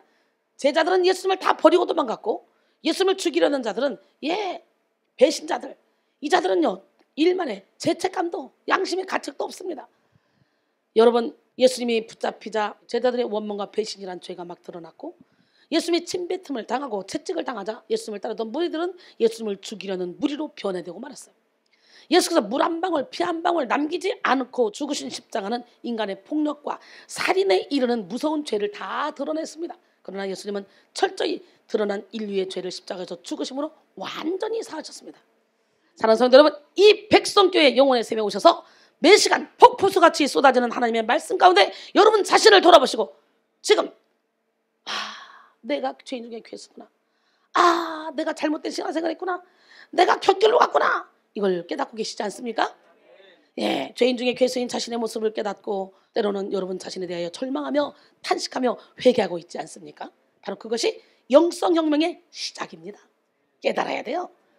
이 자리에 모인 우리 한 사람 한 사람이 하나님 앞에 철저히 회개하고 내면을 새롭게 함으로 하나님은 변화된 우리를 통해서 이 시대를 치유하는 영성혁명을 일으켜 주실 줄 믿습니다. 사도행전 1장 8절에 오직 성령이 너에게 임하시면 너희가 권능을 받고 예루살렘과 온 유대와 사마리아와 땅끝까지 이르러 내 증인이 되리라. 이사야 60장 22절에 그 작은 자가 천명을 이루겠고 그 약한 자가 강국을 이룰 것이라. 때가 되면 나 여호와가 속히 이루리라. 믿으십니까? 저잖아요. 그게 누구야? 그렇지. 요수아 23장 10절에 너희 중 한 사람이 천명을 줬으리니 이는 너희 하나님 여호와 그가 너희에게 말씀하신 것 같이 너희를 위하여 싸우심이라. 할렐루야. 전도서 4장 12절에 한 사람이면 패하가 끊어와 두 사람이면 맞설 수 있다니 세 겹줄은 쉽게 끊어지지 아니하니라 그랬어요. 하나님의 은혜로 자신의 참모습을 돌아보고 깨닫게 될 때 우리는 또한 형통의 축복을 받게 됩니다. 고난의 대명사 욥은 자신의 힘으로 어찌할 수 없는 고난 앞에서 자신의 실체를 아주 그냥 적나라하게 드러냅니다. 욥기 1장에 보면 모든 걸 다 가져가도 원망하잖아요. 주시니도 여호와시오 취하시도 여호와시라 그러면서 욥기 2장에 보니까 그냥 몸을 다 완전히 다 쳐서 이제 죽지만 않고 목숨만 살아있어. 예, 뒤화장으로 긁을 정도로 개들이 핥을 정도로 고통스러운데 아내가 욕하고 죽어라. 그래도 하나님을 믿겠냐? 그런데도 불구하고 거기서 이 어리석은 여자야. 우리가 복도 받았으니까 우리가 이렇게 고난도 받아야 되지 않겠냐? 그래서 하나님을 부인하지 않았어요. 그런데 욥기 2장의 마지막 절쯤 되니까 욥의 세 친구가 왔어요. 하도 기가 막히니까 일주일 동안 가만 보고만 있어요. 그러니까 욥이 그때부터 자존심이 발동하기 시작한 거예요. 이게 문제인 거야 이게. 그래서 아주 인간은 물질 뺏어가도 괜찮고 뭐 몸을 뺏어가도 괜찮고 그러면 자존심을 제일 소중하게 여기더라고. 그러니까 욥기 3장에서 이제 태어난 나를 저주하기 시작합니다. 친구들은 아무래도 너 이상해 네가 뭔가 잘못한 게 있으니까 하나님이 이렇게 벌을 주는 거지 너 생각해봐. 그러면서 그러니까 나는 의인이거든 막 서로가 막 이러면서 이제 논쟁이 시작하는데 이 논쟁이 끝도 없어 한도 없어. 그러니까 막 욥기 35장 9절 이하에 보니까 젊은 사람 엘리후가 속이 답답해 죽겠는 거예요. 아유 이분들 어르신들이 왜 이러는 거야. 지금 내가 뒤에서 가만히 있어 보니까 아주 가관 아니네 가관 아니야. 당신들이 의인이면 얼마나 의인이야. 예? 이렇게 고난의 밤중에 노래하게 하시는 하나님을 바라봐야지. 시간이 가면 갈수록 예, 욥이 이제 조금씩 깨닫게 되죠. 우리는요 깨달아야 돼요. 깨닫는 게 은혜입니다. 잘 나갈 때는 욥도요 얼마나 동방의 의인이고 하나님이 천군 천사에게 마귀에게 자랑할 정도로 의인 그같이 하나님을 경외하는 자는 없다. 이 얘기는 하나님 편에서 그런 것이 아니라 인간들 중에 제일 낫다는 얘기를 하는 거야. 그러니까 인간들 중에 제일 나은 거지 하나님 보시기에 완벽한 게 아니란 말이지. 그러니까 욥을 완벽하게 해주겠어. 그래서 우리는 잘못 알기를 욥은 의인이라고 알고 있잖아. 그래서 의인의 고난 그러면 욥 그러잖아. 그러나 욥기를 잘 읽어봐. 욥은 자기 의에 도취된 사람이야. 그래서 혹시 내게 재앙이 일어나지 않을까? 막 두려워. 그러니까 내가 두려워하는 그것이 다시 내게 임했구나. 막 이런 말 하잖아. 하나님을 100% 믿지 못하고 막 두려우니까 자녀들하고 무슨 잔치가 벌어지면 자녀들이 혹시 죄 졌으면 어떡하지? 그들을 위해서 예물을 들고 기도하고 이러잖아. 어떻게 보면 굉장히 정결한 것 같지만 내가 두려워하는 그 두려움이 내게 닥쳤구나. 그러니까 우리는 두려워하든지 이 생각하면 안 돼. 아예 그런 생각을 하지도 말고 하나님께 전적으로 맡겨드려야 되거든. 인생의 문제는 깨달음의 문제입니다. 문제는 이 깨닫지 못하는 데 있다는 거예요. 욥의 몸을 쳐서 막 이 사단이가 막 욥을 괴롭히죠. 근데 우리 하나님 멋쟁이 하나님 기적의 하나님이 욥을 너무너무 사랑했거든. 그렇기 때문에 그 사랑하는 사람 달리는 말에 채찍한다고 저렇게 사랑하는 사람을 그 중에 제일 동방의 의인이고 하나님을 경외하는 자 이런 사람을 데려다가 그 내면의 쓴뿌리 원죄로부터 온 그 쓴뿌리 그 내면의 자기 의를 드러내게 하기 위해서 인간의 한계선상까지 밀어 넣어버린 거야. 이렇게 재산을 다 가져가고 몸을 다 쳐도 그놈의 더러운 자존심이요 발동을 해. 만약에 그렇지 않고 빨리 깨달았으면 욥은 4장으로 그냥 끝났어요. 42장까지 갈 이유가 하나도 없어. 우리는 42장까지 쓰면 안 돼. 우리는 그냥 1장에서 끝내야 돼. 1장에서 고난이 오고 전쟁 치르고 그냥 여기서 1장에서 승리하고 그냥 할렐루야 갑자기 축복받고 끝내야 돼. 진짜 나 이렇게 말도 잘하니. 너 설교 너무 잘하지 않아요? 나 예뻐? 진짜 너무 예쁜 것 같아. 여러분 많은 이들이 그를 의인이라고 불렀고 하나님도 칭찬하신 의인이었지만 결국 거룩하신 하나님 앞에 그는 자기 의와 변명으로 가득 찬 원죄를 지닌 참모습이 드러나고 말았습니다. 오랜 시간 변명하며 깨닫지 못함으로 고통을 당했으나 결국 하나님의 강력한 임재하신 가운데 크신 하나님 앞에 한없이 초라한 자신의 실체를 발견하고 그리고 인정하고 그리고 회개하게 됩니다. 할렐루야. 예, 욥기 42장 2절로 6절 보니까 주께는 못하실 일이 없사오며 무슨 계획이든지 못 이루실 것이 없는 줄 아오니 무지한 말로 이치를 가리는 자가 누구니까 나는 깨닫지도 못한 말을 하였고 스스로 알 수도 없고 해야 되기도 어려운 일을 말하였나이다. 여러분 모습 아니에요? 잘난 척 되게 했지 그동안에. 내가 말하겠사오니 주는 들으시고 내가 주께 묻겠사오니 주여 내게 알게 하옵소서. 내가 죽게 대하여 귀로 듣기만 하였더니 이제는 눈으로 주를 배움나이다. 할렐루야. 오늘 밤에 그런 밤이 되기로 해요. 그러므로 내가 스스로 거두어드리고 뒷걸과 제 가운데서 회개하나이다. 지금까지 자기가 불의한 말을 뱉었던 모든 걸 다 스스로 거둬들이고 회개하겠다는 거죠. 예, 이처럼 말씀을 통해 부어주시는 하나님의 은혜는 우리 자신의 참모습을 발견하게 합니다. 그리고 겸손한 그릇으로 만들어 결국에는 하나님이 예비하신 복을 받게 하는 거죠. 욥이 그 기적의 주인공입니다. 욥기 42장 10절에 보니까 여호와께서 욥의 곤경을 돌이키시고 여호와께서 욥에게 이전 모든 소유보다 갑절이나 더하신지라. 할렐루야. 야고보서 5장 11절에 보니까 보라 인내하는 자를 우리가 복되다 하나니 너희가 욥의 인내를 들었고 주께서 주신 결말을 보았거니와 주는 가장 자비하시고 긍휼히 여기시니시라 그랬어요. 여러분 안에 있는 암몬과 모압을 몰아냅시다. 그렇다면 어제 오늘 말씀 가운데 가장 중요한 핵심을 나누고자 하는데요. 여러분 중요한 것은 우리를 망하게 하는 암몬 사람과 모압 사람을 몰아내고 그들과 완전히 분리되어야 한다는 거예요. 본문은 암몬 사람과 모압 사람의 죄는 어떤 죄라고 말합니까? 그들의 죄가 오늘 이제 우리는 이걸 몰아내야 되는데 느헤미야 13장 2절에 보니까 이는 그들이 양식과 물로 이스라엘 자손을 영접하지 않았고 도리어 발람에게 뇌물을 주어 저주하게 하였습니다 그랬어요. 여러분 원래 암몬과 모압 족속은 아브라함의 조카인 롯의 후손으로서 하나의 뿌리를 가진 혈통이었죠. 그래서 하나님은 그들과 다투지 말라는 명령까지 주셨죠. 롯이 피신을 갖다가 소돔과 고모라 땅에 문제가 있을 때 피신을 갖다 거기서 그 딸들하고 보면서 난 족속이 암몬 족속 모압 족속 있잖아요. 아버지하고 이러다가 우리 족속이 끊어지겠다 싶으니까 그래서 하나님은 그들과 다투지 말라는 명령까지 주셨어요. 하나의 뿌리를 가진 혈통이거든요. 아브라함의 조카인 롯의 후손으로서. 그러나 이스라엘이 광야 생활을 할 당시에 그들이 이스라엘을 박해했어요. 심지어 모압 왕 발락은 복술과 발람을 초청해서 하나님이 축복한 이스라엘을 저주하라고 말했어요. 이스라엘 백성들. 이것으로 인해 그들은 이스라엘 총에 들어올 수 없게 되었습니다. 진정한 신앙 개혁은 이스라엘 백성 가운데 섞인 무리들을 분리시킴으로써 시작되었어요. 하나님의 율법이 백성들 앞에 선포되어지자 놀라운 역사가 일어났죠. 말씀은 백성들의 마음을 터치하여 양심이 살아나게 했습니다. 그래서 선과 악을 분별하게 만들었죠. 그리고 그들이 몰아내야 될 이방인이 누군지 정확하게 깨닫게 만들었고 그들은 그 이방인들을 추방했습니다. 암몬과 모압이 상징하는 것은 우리로 하여금 하나님을 향한 순수한 그런 믿음, 순수성을 회방시키는 것입니다. 즉 우리를 하나님으로부터 멀리 떨어뜨리며 두 마음을 품게 하는 그런 우상을 상징하는 거예요. 야고보서 1장 6절로 8절 오직 믿음으로 구하고 조금 더 의심하지 말라. 의심하는 자는 마치 바람에 밀려 요동하는 바닷물과 같으니 이런 사람은 무엇이든지 죽게 얻기를 생각하지 말라. 두 마음을 품어 모든 일에 정함이 없는 자로다 그랬어요. 그렇다면 영혼과 삶의 축복을 받는 암몬과 모압은 구체적으로 무엇일까요?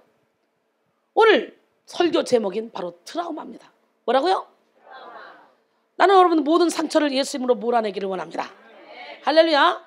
영적 트라우마를 제거하는 시간, 육적 트라우마를 제거하는 시간이 되기를 원합니다. 영육으로 고침받는 시간이 되기를 원합니다.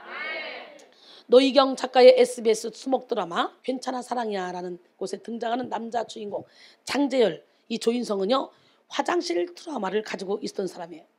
장재열이 화장실 트라우마를 갖게 된 원인은 의붓 아버지의 폭력에 있었습니다.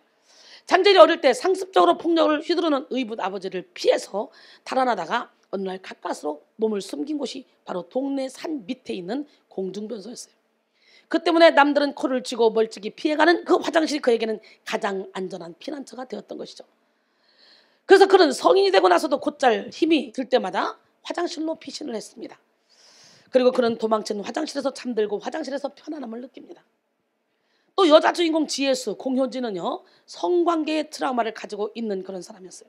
지혜수는 어린 시절에 엄마와 외간 남자가 성관계를 하는 것을 봤어요. 그 후로 지혜수는 성관계 트라우마 때문에 남자와 깊은 관계를 유지하지 못합니다. 지혜수는 남자와 스킨십을 할 때마다 이 어린 시절 목격했던 엄마의 모습을 떠올립니다. 그녀는 정신과 의사였고 굉장히 밝은 성격의 소유자였지만 트라우마를 감당하지 못하고 고통스러운 시간을 보내야만 했습니다. 우리 지영이가 남자에 대한 공포증이 있었어요.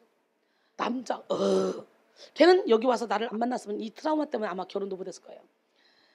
우리 상대가 목사님 아들인데 나 지영이 참 좋아. 그 말 한마디 했는데 그게 지영이 귀에 들어갔어요. 지한테 고백한 것도 아니에요. 놀래가지고 무서워서 집에서 나오지도 않고 교회도 나오지도 않았어요. 그리고 펑펑펑 우는 거예요. 트라우마 때문에 고통스러워. 벌벌벌 울어.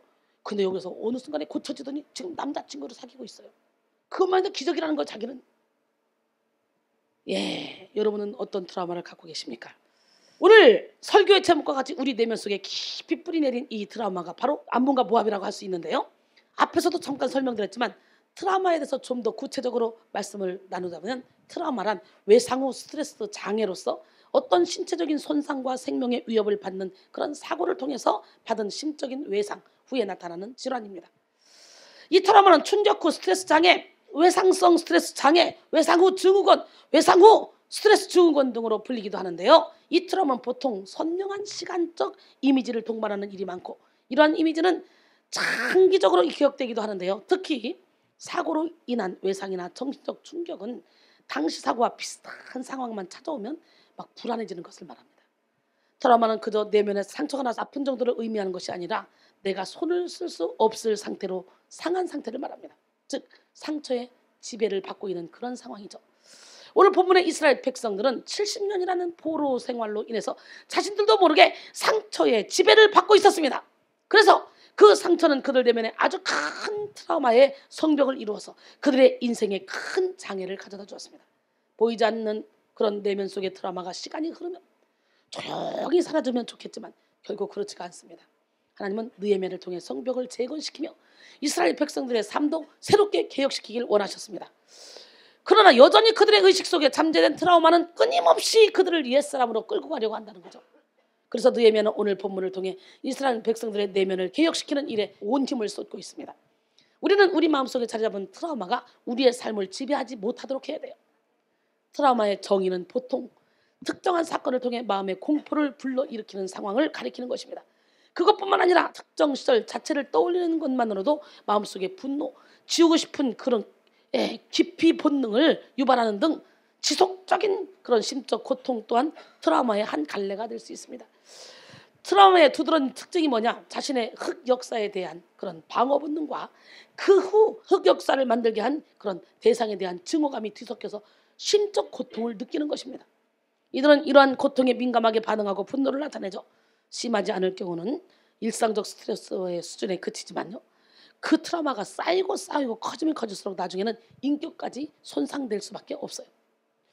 그래서 특정 대상이나 상황에 대한 증오 발언을 쏟거나 그 증오가 무기력하고 무능력한 그런 자신으로 향해 자기 혐오로까지 발전할 수가 있는 거예요. 트라우마의 크고 작은 그런 증상들은 매우 다양한데요. 크게 트라우마로 인한 그런 증상을 세 가지로 요약할 수 있습니다. 첫 번째, 침입적인 생각. 트라우마는 우리로 하여금 생각하지 않으려고 아주 노력해도 자신도 모르게 그 트라우마의 사건으로 생각과 삶을 그냥 채우는 거예요. 그리고 그 기억에서 벗어나려고 하면 할수록 더 집착하게 만들죠. 트라우마의 흔한 예로 학창시절의 따돌림이나 괴롭힘의 기억, 군대에서 관심병사로 지냈던 그런 기억 등과 어렸을 때 막 성폭행을 당했다든가 과거에 부끄럽고 지우고 싶은 그런 기억들이 이에 해당합니다. 최근에 이러한 기억이 떠올라 부끄러움과 분노로 고통받는 상황을 일컬어서 기억 폭력을 당한다고 표현하기도 합니다. 아무리 생각을 하고 싶지 않아도 막 그게 떠오르는 거예요. 그래서 우울증 걸리고 정신질환 걸리는 거예요. 이러한 증상이 지속되면 무기력증과 우울증으로까지 발전될 수 있죠. 우울증이 깊어지면 자살로까지 가죠. 이어서. 그런데 이런 것들을 치료하는 사람이잖아. 하나님이 저를 통해 그 일을 치료하고 계시잖아. 그래 내가 노벨 평화상을 받아야 되잖아. 할렐루야. 두 번째로 각성입니다. 트라우마는 우리를 과한 각성 상태로 끌고 가 우리의 신경을 아주 극도로 예민하게 만들어요. 그래서 끊임없이 짜증이나 우울한 기분이 들게 만들고 수면 장애, 식욕 부진 등을 일으킵니다. 베센 반데어 콜크가 지은 몸은 기억한다라는 책은요. 미국에서 나온 지 2년 정도밖에 되지 않았는데요. 벌써부터 현대의 고전이니 정신의학의 바이블이라고 이렇게 불려질 정도로 유명한 책이 되었다고 합니다. 이 책의 저자는 보스턴 의과대학 정신의학과 교수로서 그는 최전선에 30년 이상 몸 담아온 그런 트라우마 연구의 권위자며 치료의 개척자입니다. 그의 책의 핵심은 이 책의 제목을 보면 짐작할 수 있듯이 트라우마가 실제적으로 몸에 새겨진다는 점이에요. 그의 책 내용 일부분이다. 몸에는 비극적인 경험의 흔적이 남는다. 트라우마의 기억이 내장 감각기관으로 가슴을 찢고 속을 뒤틀리게 하는 감정으로 자기 면역 질환과 골격, 근육계 이상으로 암호화되어 남는다. 마음, 뇌, 내장 기관의 커뮤니케이션이 점점 감정 조절에 성공하는 지름길이라면 환자를 치료하는 방식에도 전면적인 변화가 필요하다. 이렇게 말했어요. 여러분, 이처럼 트라우마는 우리의 마음을 병들게 하고 신경을 예민하게 하고 여기서 머무르는 것이 아니라 실제적으로 우리의 육신의 병까지도 가져온다는 거예요. 악한 영은 상처를 통해 우리 내면에 침투해서요, 우리의 영혼과 육체까지도 공격하여 망가뜨리는 것이죠. 그러므로 트라우마의 문제는 단순히 내 의지로 누르고 쉽게 지나쳐서는 안 되는 문제입니다. 이 시간 우리의 영혼과 육신까지 병들게 하는 모든 트라우마를 치료받기를 바랍니다. 그 다음에 트라우마 증상 세 번째, 회피입니다. 트라우마는 정신적인 외상 기억을 자극하는 단서를 극단적으로 회피하는 증상인데요, 회피로 인해서 삶이 점점 고립되고 그리고 정서적으로는 둔감해져서 심하면 일종의 정신적 마비 상태에 이르게 되죠. 생각하고 싶지 않은 건 그냥 회피해버린 거예요. 회피. 트라우마는 생존을 위협하는 절체절명의 사건이므로 몸은 과거 그 당시의 위협 자극을 분명하게 기억합니다. 그리고 이 트라우마는 치료되지 못했을 경우 평생 동안 지속되는 것이죠. 보통 사람들이 의식 중에는 그 사건을 잊었다고 생각하지만 사실 무의식적 기억에는 남아있기 때문에 유사한 자극이 나타났을 때 머리로 생각하기도 전에 먼저 몸이 반응하는 경우를 많이 봅니다. 방송인 노홍철은 어린 시절 어머니께 돈가스를 사주겠다는 말에 넘어가서 함께 외출했다가 주사를 맞게 된 경험이 있대요. 그래서 주사기를 보는 것만으로도 공포를 느낀다고 합니다.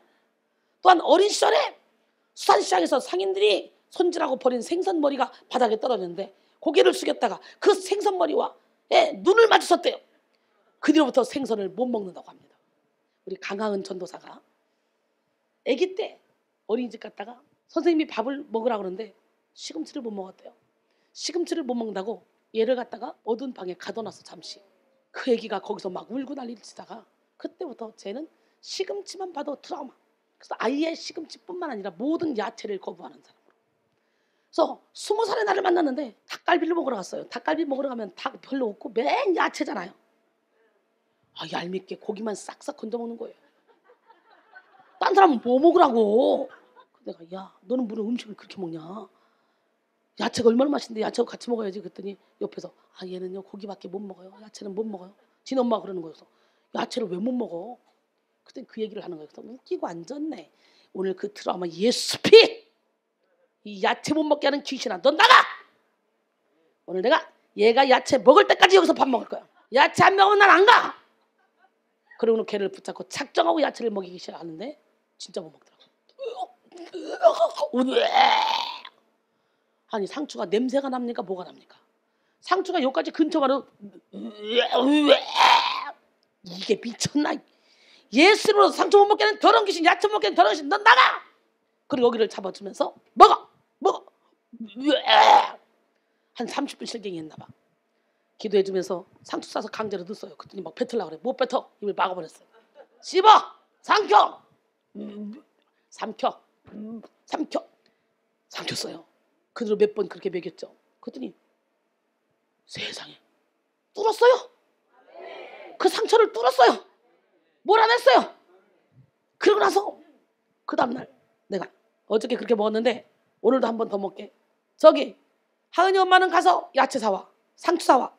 오늘 밤에 집회 끝나고 쟤하고 나하고 둘이가 밥 먹을 거야. 집회 끝나고 내 방에 들어왔어요. 나는 야채를 엄청 좋아해요. 막 몇 개씩 싸서 먹어요. 그래서 내가 쟤 때문에 일부러 2개, 3개 얹어가지고 난 이렇게 큰 거 이렇게 몇 개 싸서 먹는다. 얼마나 맛있는 줄 아냐? 너무 맛있다. 야, 먹어봐. 그래가지고 너도 2개 싸봐. 먹어봐. 이래가지고 세상에 나 별짓거리 다 합니다. 그래가지고 그걸 뚫어줬어요. 그랬더니 명절 때 할머니한테 갔는데 세상에 온갖 야채를 다 집어먹으면서 사진 찍어 나한테 보냈어요. 아니 20살짜리가 아기 때부터 야채를 6, 7년을 못 먹었으니 그거 어떻게 되냐고 이게. 너 일찍 늙어서 죽는다. 피부 다 망가지고. 그 쟤는 나한테 진짜 잘해야 돼요. 나한테 잘할 사람이 한둘이 아니다. 근데 저 딸이 그 트라우마에서 해방됐네. 우리 윤은정 전사님 윤은정 잘 알지? 맨 처음 할 때 우리 윤은정이 왔지? 이번에 애기 낳네. 그 딸은요 엄마 트라우마. 엄마가 그냥 완벽주의야. 그래서 학교를 갈 때도 머리가 조금만 삐뚤어지면 학교 시간이 늦어도 데려다가 다시 묶어. 숙제를 했는데 엄마가 갖고 와봐. 근데 글씨가 조금 삐뚤어지지 다 지워버려. 다시 써. 학교가 늦었는데도 너무너무 스트레스인 거예요. 그러니까 애가 반듯하게는 자랐는데 얘는 완전히 트라우마. 그래가지고 고등학교 때는 원면전자 집에 가서 사는 거야. 엄마 피해서. 대학교 때는 교수님 집에 가서 사는 거야. 거기서 엄마 피해서. 그러고는 나한테 은혜 받으라는데 우울증이 있는 상태에서 왔어요. 와서 그걸 고쳤는데 얘가 나한테 오지를 않아요. 너무 이쁜 애인데 오지를 않아. 슬슬 피해요. 너 왜 제가 피해 다니냐? 그랬더니 원장님 얘는요 아줌마 공포증이 있어요. 뭔 소리야 그게. 아줌마가 다 엄마로 보인대. 온 세상에 아줌마가 다 엄마로 보여서 여러분 생각해봐. 이 세상에 눈에 보이는 사람은 다 아줌마잖아. 아저씨는 다 돈 벌러 가 있잖아. 찜질방 가도 아줌마, 목욕탕 가도 아줌마, 길거리 가도 아줌마, 시장 가도 아줌마, 슈퍼 가도 아줌마, 식당 가도 아줌마. 아저씨는 돈만 하고 잘 안 보여. 맨 아줌마들이잖아. 그러니까 얘가 이 세상이 얼마나 두렵고 무섭겠냐고. 아줌마 공포증이에요. 이게 미쳤나? 그래가지고 확 트라우마를 씻어냈더니 놀래봐 시작. 세상에 아가씨들보다 젊은 애들보다 아줌마를 더 좋아하고 아줌마하고 더 친해. 오늘 여러분에게는 어떤 트라우마가 있어? 예수피! 할렐루야! 진짜 막 이런 설교가 세상에 어딨냐? 오늘 우리는 우리 인생의 축복을 막고 있는 영적 트라우마를 제거하자는 제목으로 함께 은혜를 나누고 있죠. 그리스도 안에 있는 저와 여러분은 이미 새로운 피조물로 거듭난 존재들입니다. 그래야 우리는 아주 왕같이 살아야 돼요. 그러나 아직도 여러분 안에 남아있는 영적인 트라우마들이 새로운 피조물답게 열매 맺는 삶을 살아가지 못하도록 막는다는 거지. 여러분 안에 아직도 용서하지 못하고 해결하지 못하는 그런 분노나 상처가 남아있다면 여러분은 아직도 암논 사람, 모압 사람과 같은 우상을 몰아내지 못했다는 증거입니다. 혹시 잘 지내다가도 어떤 특정한 사건 앞에서 여러분의 자존심이 상하고 마음이 무너지는 경우가 있지는 않습니까? 하나님은 문제와 고난도를 통해 여러분을 테스트하고 계십니다. 그래서 예수 믿는 사람 앞에 일어나는 모든 일은 다 하나님의 계획하에 있는 일이에요. 문제 앞에서 여지없이 드러난 여러분 안에 있는 우상들, 각종 트라우마와 죄의 쓴뿌리들인 암논 사람과 모압 사람을 오늘 이 시간에 온전히 몰아내시기 바랍니다. 그리고 진리안의 자유 가운데 거하시길 원합니다. 이처럼 치료되지 못한 트라우마는 우리에게 많은 부정적인 영향을 미치는데요. 무엇보다도 심각한 트라우마는 앞에서도 말씀드렸듯이 원죄로부터 시작된 트라우마입니다. 이 원죄로 인한 트라우마가 우리의 삶에 실질적으로 어떻게 나타나는지 알아보겠습니다. 원죄로 인한 트라우마는 열등감으로 드러납니다. 죄성은 하나님을 바라보지 못하게 하는 불리의 영입니다. 이 죄성은 보이지 않는 하나님, 이 하나님을 느끼지 못하게 만들기 위해서 끊임없이 보이는 사람들과 경쟁하게 만듭니다. 죄성을 가진 사람들은 서로 비교하고 서로가 경쟁하며 우월감 또는 열등감을 가지며 죄의 결실을 맺으며 살아갑니다. 여러분, 시기 질투는 하나님께로부터 온 게 아니에요. 위로부터 온 게 아니라 땅의 것이요 정욕의 것이요 귀신의 것이다. 야고보서 3장 14절로 16절 말씀입니다. 그렇기 때문에 여러분 안에 아직도 경쟁의식, 시기 질투가 있다면 예수피! 여러분은 여러분만의 색깔만 발휘하면 되는 거예요. 우리는 하나님은 각 사람을 너무 존귀하게 만들었어요. 여러분만의 색깔을 다 그냥 아름답게 나타내면 그냥 여러분의 사명 끝나는 거예요. 아니 손이 입더러 너는 처먹기만 하냐, 난 힘들게 만드는데? 그래가지고 못 먹게 해봐. 그럼 어떻게 이 손? 힘이 없어 죽어. 여러분, 그렇기 때문에 우리는 합력하여 선을 이루고 각 몸된 주님의 성전의 각 지체로서 주님의 몸을 온전히 이루어야 될 줄로 믿습니다. 할렐루야. 죄성을 가진 사람들은 서로 비교하고 우월감을 느끼며 열등감을 느끼며 죄의 결실을 맺으며 살아가는데, 원죄로 말미암아 만들어진 비교의식의 특징이 뭐냐? 만족함이 없다는 거예요. 비교하는 마음에는 만족함이 없습니다. 오히려 두려움만 있을 뿐이죠. 여러분, 가인과 아벨의 이야기를 아시죠? 하나님은 가인의 제사를 받지 않고 아벨의 제사만 받았습니다. 이러한 결과에는 분명한 하나님의 뜻이 있었을 것이잖아요.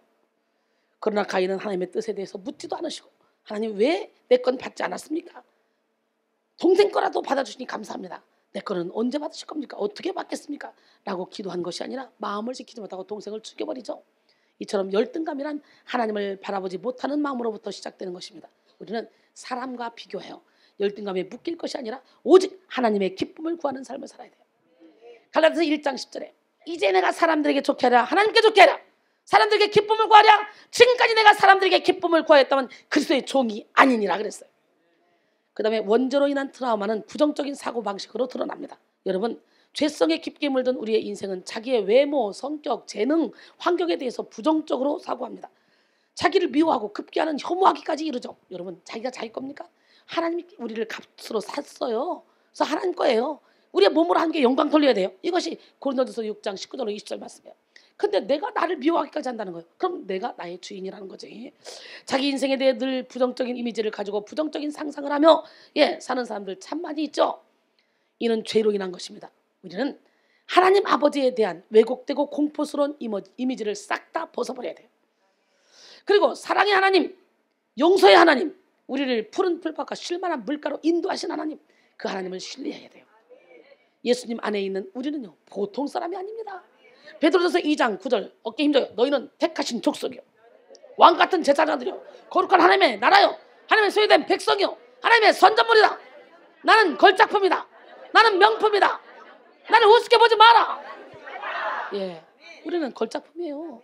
로마서 8장 17절에 자녀이면 또한 상속자, 곧 하나님의 상속자여 그리스도와 함께한 상속자니 우리가 그와 함께 영광을 받기 위하여 고난도 함께 받아야 할 것이니라. 원죄로 인한 부정적인 사고방식을 깨뜨리고 긍정적인 말, 긍정적인 생각, 긍정적인 인생을 살아가는 저와 여러분이 되기를 원합니다. 그 다음에 원죄로 인한 트라우마에는 과거의 상처에 갇히도록 인생을 지배합니다. 죄성은 상처를 끌어안고 살게 만들죠. 과거는 좋았던 일이든 나빴던 일이든 무조건 버려야 돼요. 과거에 안주하면 안 돼요. 우리 현재를 최선을 다해 살고 미래를 바라보고 달려가야 돼요. 그래서 지나간 일을 다 잊은 것 같아도요, 상처의 영향력 아래 살아가면서 자신도 모르게 악영향을 받고 사는 사람들이 많죠. 모르는 용서하고 잊은 일인데 마음의 응어리를 풀지 못하고 영원히 과거에 매인 사람들 많이 있습니다. 과거의 상처에 갇혀 있지는 않습니까? 근데 알면 털어내지 모른다니까. 회칠한 무덤처럼 덮여져서 말씀의 빛이 들어가서 계속적으로 말씀의 빛이 들어가면 무의식을 잡고는 이 어둠의 영들이 막 드러나면서 하나씩 하나씩 하면서 깨달아지면서 그것들이 떠나가는 거예요. 깨닫는 게 은혜입니다. 머리로 용서하고 잊은 일이지만 마음의 응어리를 풀지 못하고 과거에 매여 있는 사람들이 많이 있는데요. 그래서 사람과의 관계가 힘들어지고 자연스럽게 축하해주고 진심으로 기뻐해주는 일도 어렵습니다. 스스로 쌓이고 스스로 성을 쌓는 마음, 이것이 바로 죄성입니다. 사탄은 이러한 죄성을 아주 능숙하게 활용합니다. 그래서 사람들로 하여금 원통함을 풀지 못하게 하고 한에 갇혀 살게 하죠. 지난 상처를 털어내지 못하고 자신에게 조금이라도 해를 가한 사람, 그런 사람들을 용납하지 못합니다. 이렇게 한을 풀지 않는 마음에는 사탄이 제멋대로 역사할 수 있는 영향력을 주는 거예요. 사탄에게 그냥. 사탄은 한을 풀지 않는 그런 마음 안에 견고한 진을 만들고 그들의 요새를 구축합니다. 과거의 상처에 묶인 마음은 사탄이 살기에 아주 좋은 환경을 제공해서 그들이 마음껏 활동하게 하는 것이죠. 과거의 상처에 묶인 마음 안에서 번성하는 사탄은 그 육체에 집을 지으며 온갖 질병과 스트레스, 독을 뿜어냅니다. 그리고 거기서 한이 많은 그런 사람의 육체는 그러니 건강할 수가 없는 거죠. 잠언 17장 22절에 마음의 즐거움은 양락이라도 심령의 근심은 뼈를 마르게 하느니라. 할렐루야. 고린도서 2장 10절로 11절, 너희가 무슨 일이든지 누구를 용서하면 나도 그리하고 내가 만일 용서한 일이 있으면 용서한 그것은 너희를 위하여 그리스도 앞에서 한 것이니 이는 우리로 사탄에게 속지 않게 하려 합니다. 우리는 그 계책을 알지 못하는 바가 아니로라 그랬어요. 그렇기 때문에 여러분, 용서하지 못하는 사람이 있습니까? 주님은 7번씩 70번이라도 용서 안 했어요. 용서하지 못하는 것은요, 사탄에게 속는 것입니다. 너희가 땅에서 보시는 매면 하늘에 매일 것이요 땅에서 보시는 풀면 하늘에 풀려진다 그랬어요. 이 시간 우리는 사탄이 살기 좋은 환경을 청산해야 됩니다. 높아지고자 하는 마음보다 스스로 낮아지는 마음을 가져야 됩니다. 용서함을 받기를 원하는 것이 아니라 용서하시고, 이해함을 받기를 원하는 것이 아니라 이해하시기 바랍니다. 뽐내고 드러내는 마음보다 겸손한 마음을 소유하기를 원합니다. 그리고 무엇보다도 한을 풀어야 돼요. 한은 그 가지고 있는 그 자체가 바로 병이 되는 거예요. 그래서 제가 안술래 보면 여기 화병이 가득 차 있는 사람이 있어요. 딱딱하게 붙어 있는 사람, 어떻게 감당을 해볼 수 없는 그런 사람들이 의외로 참 많이 있습니다. 근데 한 번 기도받고 두 번 기도받고 그 사람들이 변화되더라고요. 우리의 영혼과 삶의 축복을 막는 암몬과 모압이 뭐라 그랬지? 첫 번째 트라우마, 두 번째 탐심입니다. 여러분, 민수기 11장 4절에 보니까 그들 중에 섞여 사는 다른 인종들이 탐욕을 품에 이스라엘 자손도 다시 울며 이르되 누가 우리에게 고기를 주어 먹게 하냐 그랬어요. 여러분, 이렇게 섞여 사는 다른 인종들 때문에 이스라엘 백성들도 또 죄를 짓는 거예요. 그래서 우리는 주변에 누가 있느냐 참 중요합니다. 이순이가 옛날에 날마다 춤출 때 여러분 만났어 봐. 지금 여러분 싹 몰고 나이트 가서 신나게 춤을 추는 거야. 여러분, 성경의 이러한 탐심은 뭐라고 그랬어요? 우상숭배라고 그랬죠. 미국의 부흥사인 레베카 피퍼트는 무엇이든 우리를 지배하는 것은 우리의 주인이다. 힘을 추구하는 자는 힘에 의해 지배당한다. 인정받기를 원하는 사람은 그가 호감을 사려는 사람들에게 지배를 당한다. 우리는 스스로 지배하는 게 아니라 우리의 삶의 주인에게 지배를 당한다. 이렇게 말했습니다. 하나님 외에 무엇인가 우리를 지배하고 있는 것이 있다면 그것이 바로 우상입니다. 우상숭배란 하나님이 가장 싫어하는 죄죠. 한마디로 우상숭배는 자신에게 초점을 맞추고 사는 것이라고 할 수 있습니다. 즉 자신의 이익을 위해 사는 것이죠. 예배란 하나님을 위해 사는 것이고 우상숭배란 자기 자신을 위해 사는 것입니다. 자신에게 초점을 맞추는 죄악인 우상숭배는 크게 두 가지로 설명할 수 있습니다. 뭐냐? 바로 자기 자랑과 자기 과신. 여러분 자기 믿으면 안 돼요. 자기 자랑도 하면 안 돼요. 우리는 우리 것이 아니에요. 주님의 것이에요. 예, 자랑은 인간의 본능입니다. 우상숭배는 자기 자랑이에요. 누구에게나 자랑거리가 하나씩은 다 있습니다. 어떤 사람은 물질, 명예, 학력, 가문 등을 자랑합니다. 예, 또 자신이 살아온 인생 경험을 자랑하고 지식과 지혜를, 자신의 자녀를 또 자랑하고 자신의 힘을 자랑하죠. 터키는 한때 유럽을 제패했던 오스만 제국의 역사를 자랑하고 영국은 대흥 제국의 영화를 자랑합니다. 바울은 예수님을 만나기 전에요. 나는 이스라엘 족속이요. 나는 베냐민 지파요. 나는 히브리인 중에 히브리요. 율법으로는 흠이 없고 나는 바리새인이다. 나는 로마 시민권을 가졌다. 막 이런 걸 자랑했잖아요. 그러나 예수님을 만난 후에 나는 이 모든 것을 배설물로 여긴다. 나는 예수께 발견되기만 한다. 나는 십자가만 자랑한다. 이렇게 바뀌었잖아요. 할렐루야. 예, 바울은 이렇게 예전엔 자기의 자랑으로 삼았던 모든 것을 잃어버리기를 원했고 배설물 여겼고 오직 바울은 십자가만 자랑하는 사람이었어요. 여러분의 자랑은 무엇입니까? 저는 십자가만 자랑하기로 결단했어요. 할렐루야. 예수님이 강력하게 책망했던 바리새인과 서기관들은 어땠습니까? 그들은요 자기 의에 도취된 사람들이에요. 그들은 사회적 통념상 가장 종교적이고 가장 경건한 사람들이었습니다. 그들의 기도를 보면 알 수 있듯이 일주일에 2번씩 금식을 하고요. 남을 구제한 일에도 앞장섰고요. 그들은요 하다못해 야채 11조까지 다 했던 사람들이에요.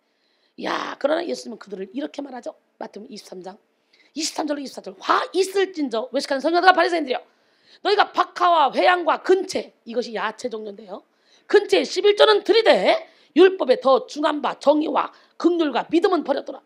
그러나 이것도 행하고 저것도 버리지 말라. 맹인된 인도자여, 하루살이는 걸러내고 낙타는 삼키는도다. 마태복음 23장 33절. 뱀들아, 독사의 새끼들아, 너희가 어떻게 지옥의 판결을 피하겠느냐 그랬잖아요. 바리새인과 서기관들은 스스로 자기를 자랑하는 사람들이었어요. 당시 많은 사람들도 이들을 거룩하다고 의롭다고 여겨줬습니다. 인정했어요. 그러나 예수님만큼은 이들을 인정하지 않았습니다. 이 겉과 속이 같은 사람이 되라고 야단을 치면서 회칠한 무덤 같으니 겉으로는 아름답게 보이나 그 안에는 죽은 사람의 뼈와 모든 더러운 것이 가득하다. 이 뱀들아, 이 독사의 새끼들아, 대놓고 말씀하십니다. 그들은 모든 행위를 사람에게 보이고자 하나니 곧 경문띠를 넓게 하여 옷을 길게 하고, 마태복음 23장 5절을 말씀하시는데 이들은 경문띠를 넓게 해서 옷을 길게 했는데요, 이 모든 행위는 사람들에게 보이기 위함이었습니다. 즉 자신을 자랑하고 자신을 드러내기 위함이었다는 거죠. 인간은 누구나 자기가 인정받고 싶고 자기가 높임받고 싶고 자기가 사랑받고 싶은 마음을 다 갖고 있습니다. 예, 또 자기 자신을 자랑하고 싶은 마음을 누구나 다 가지고 있죠. 그 모든 마음의 밑바탕에는 뭐가 있습니까? 바로 욕심이 깔려 있다는 것입니다. 겉으로는 하나님을 온전히 섬기는 것처럼 보이지만 그 속에는 탐심이 가득한 것입니다. 우리는 결코 두 주인을 섬길 수 없습니다. 하나님과 재물, 하나님과 세상, 겸하여 섬길 수 없습니다. 하나님의 일을 열심히 하다가 누군가가 알아주지 않고 인정받지 못할 때 실망하거나 낙심해 본 일이 있으십니까? 그런 마음이 들었다면 여러분은 아직도 하나님이 아닌 여러분 자신이 주인된 삶, 자기 우상을 버리지 못한 삶을 살고 있다는 증거입니다. 하나님이 주인된 삶을 사는 사람은 철저히 하나님 보시기에 의로운 삶을 살며 오직 하나님만 인정해주면 된다라는 생각으로 살아갑니다. 그러기에 누가 알아주든 알아주지 않든 절망하지 않고 열심히 하나님의 일을 위해 최선을 다합니다. 오직 하나님 한 분으로 만족하며 살아갑니다. 우상숭배는 또 자기 과신입니다. 자신의 지식이나 능력을 지나치게 믿는 것은 우상숭배입니다. 한때 긍정의 힘이라는 책이 선풍적인 인기를 누렸던 적이 있었죠. 요즘도 긍정적인 마인드, 적극적인 사고방식과 같은 용어들이 무수히 많이 사용되고 있습니다. 그런데 우리가 조심해야 될 것이 있어요. 자칫 잘못하면 하나님보다 앞서서 인간의 능력을 너무 과신해버릴 수 있다는 것이죠. 여러분 기억하십시오. 철저히 내게 능력 주시는 자 안에서, 이걸 써야 되는 거예요. 내게 능력 주시는 자 안에서 내가 모든 걸 할 수 있다. 하나님이 은혜 주시는 그 안에서만 모든 것을 할 수 있는 여러분이 돼야 돼요. 우리는 철저히 하나님 안에 거할 때, 예수님 안에 거할 때만이 능력 있는 삶을 살게 되는 거예요. 요한복음 15장 5절에 나는 포도나무요 너희는 가지라. 그가 내 안에 내가 그 안에 거하면 사람이 열매를 많이 맺나니 나를 떠나서는 너희가 아무것도 할 수 없습니다. 너무 신기하죠? 제가 영성을 받은 적도 없고 뭐 남들이 좋다는 책 읽어본 적도 없고 저는 성경만 읽고 그저 개척교회에서 기도하다가 이런 거장이 됐어요. 신기하지 않아요? 성령께서 오늘은 이렇게 시간마다 분마다 초마다 인도하셔서 여기까지 왔어요. 오늘 그 성령의 충만함을 받으셔요. 일본의 내촌 감상 우츠무라 간조는 기독교는 이론의 종교가 아니다. 감정의 종교도 아니다. 의지의 종교다. 더구나 일을 하려고 하는 그런 의지의 종교가 아니라 하나님을 믿으려고 하는 의지의 종교다. 이처럼 우리 그리스도인들은 기쁠 때나 슬플 때나 하나님을 의지해야 됩니다. 범사에 하나님을 의지하는 것은 성도의 마땅한 도리인 줄 믿습니다. 의지하다의 히브리어 바타흐는 뭐뭐에게 매달리다라는 뜻을 갖고 있는데요. 따라서 하나님을 의지한다라는 말은 우리 자신을 하나님께 내어 맡기고 그리고 하나님께 매달리는 것을 말합니다. 하나님을 의지하는 것은 하나님의 명령으로서 성도가 가져야 될 마땅한 자세입니다. 우리는 쓴뿌리를 거절하는 연단받은 자유의지를 가지고 오직 하나님만 바라보고 하나님만 의지해야 돼요. 할렐루야.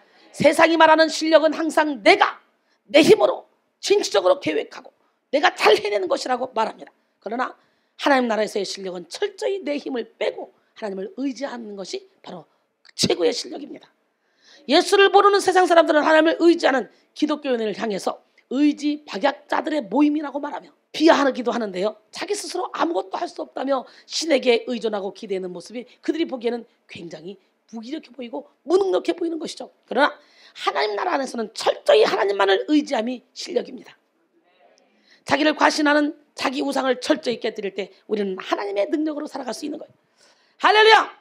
하나님께서 우리에게 끊임없는 고난을 허락하시는 이유도 하나님만을 의지하게 만들어서 결국은 복을 받게 하려는 것이죠. 사도 바울은 고난 가운데 더욱더 하나님만 의지하는 실력을 겸비해가지고 하나님 주는 축복을 다 받아 누렸습니다. 자신을 부인하고 하나님을 의지할 수 있다는 거, 이거 엄청난 축복입니다. 능력이 무한하신 하나님의 아들 예수님조차 이 땅에 오셔서 스스로 일하지 않고 하나님을 의지해서 일했습니다. 그래서 요한복음 5장 19절에 보니까 아들이 아버지께서 하시는 일을 보지 않고는 아무것도 스스로 할 수 없나니 아버지께서 행하시는 그것을 아들도 그와 같이 행하느니라. 아멘. 요한복음 14장 10절에 보니까 내가 아버지 안에 거하고 아버지는 내 안에 계신 것을 내가 믿지 아니하느냐. 내가 너에게 이르는 말은 스스로 하는 것이 아니라 아버지께서 내 안에 계셔서 그의 일을 하시는 것이라. 그러니 저도 하나님 아버지께서 예수님께서 내 안에 계셔서 예수님의 일을 나도 하는 거다. 여러분들 그렇게 고백해야 돼요. 이처럼 예수님은 항상 무슨 일을 하든지 하나님께 영광을 돌렸습니다. 여러분 하나님의 일은 철저히 하나님이 하시는 겁니다. 내가 설교를 하고 내가 찬양을 하고 내가 전도를 하고 내가 열심히 봉사를 하고 내가 영혼 살리는 것이 아니에요. 나를 통해 하나님이 일하시도록 나를 주님께 내가 내어드리는 것일 뿐 결국은 하나님이 다 하시는 거예요. 그렇기 때문에 우리는 나 뭐 이렇게 했는데요 자랑할 게 없어요. 자라나게 하시는 이는 하나님. 우리는 하나님의 동력자로서 하나님께 도구로서 쓰임받을 뿐이에요. 이 시간 자기 자신을 내세우는 자기 자랑과 자기 과신의 우상숭배를 철저히 깨뜨려서 시온의 대로를 만드는 기적의 주인공이 되기를 바랍니다. 우리가 하나님의 백성답게 살기 위해서는 우리 속에 남아있는 아주 작은 죄악의 쓴뿌리까지도 완전히 다 제거해야 돼요. 아주 작은 죄악으로 인해서 온 삶을 수렁으로 빠지게 하는 어리석은 자가 되지 않도록 항상 깨어있기를 바랍니다. 고린도전서 5장 6절 너희가 자랑하는 것이 옳지 아니하도다 적은 누룩이 온 덩어리에 퍼지는 것을 알지 못하느냐 그랬어요. 오늘 본문 마지막 절이죠. 느헤미야 13장 3절 백성이 이 율법을 듣고 곧 섞인 무리를 이스라엘 가운데서 모두 분리하였느니라. 할렐루야. 말씀대로 행했잖아요.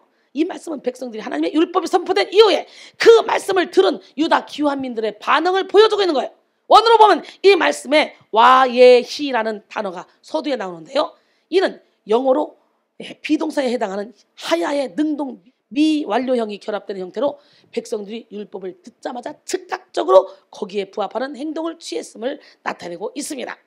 또한 모두 분리하였느니라 해서 모두에 해당하는 콜은 분리하다에 해당하는 와이아 붓딜류를 수식하므로 당시 백성들 모두가 모압과 암몬 족속을 축출하라는 말씀에 전적으로 순종했음을 나타냅니다.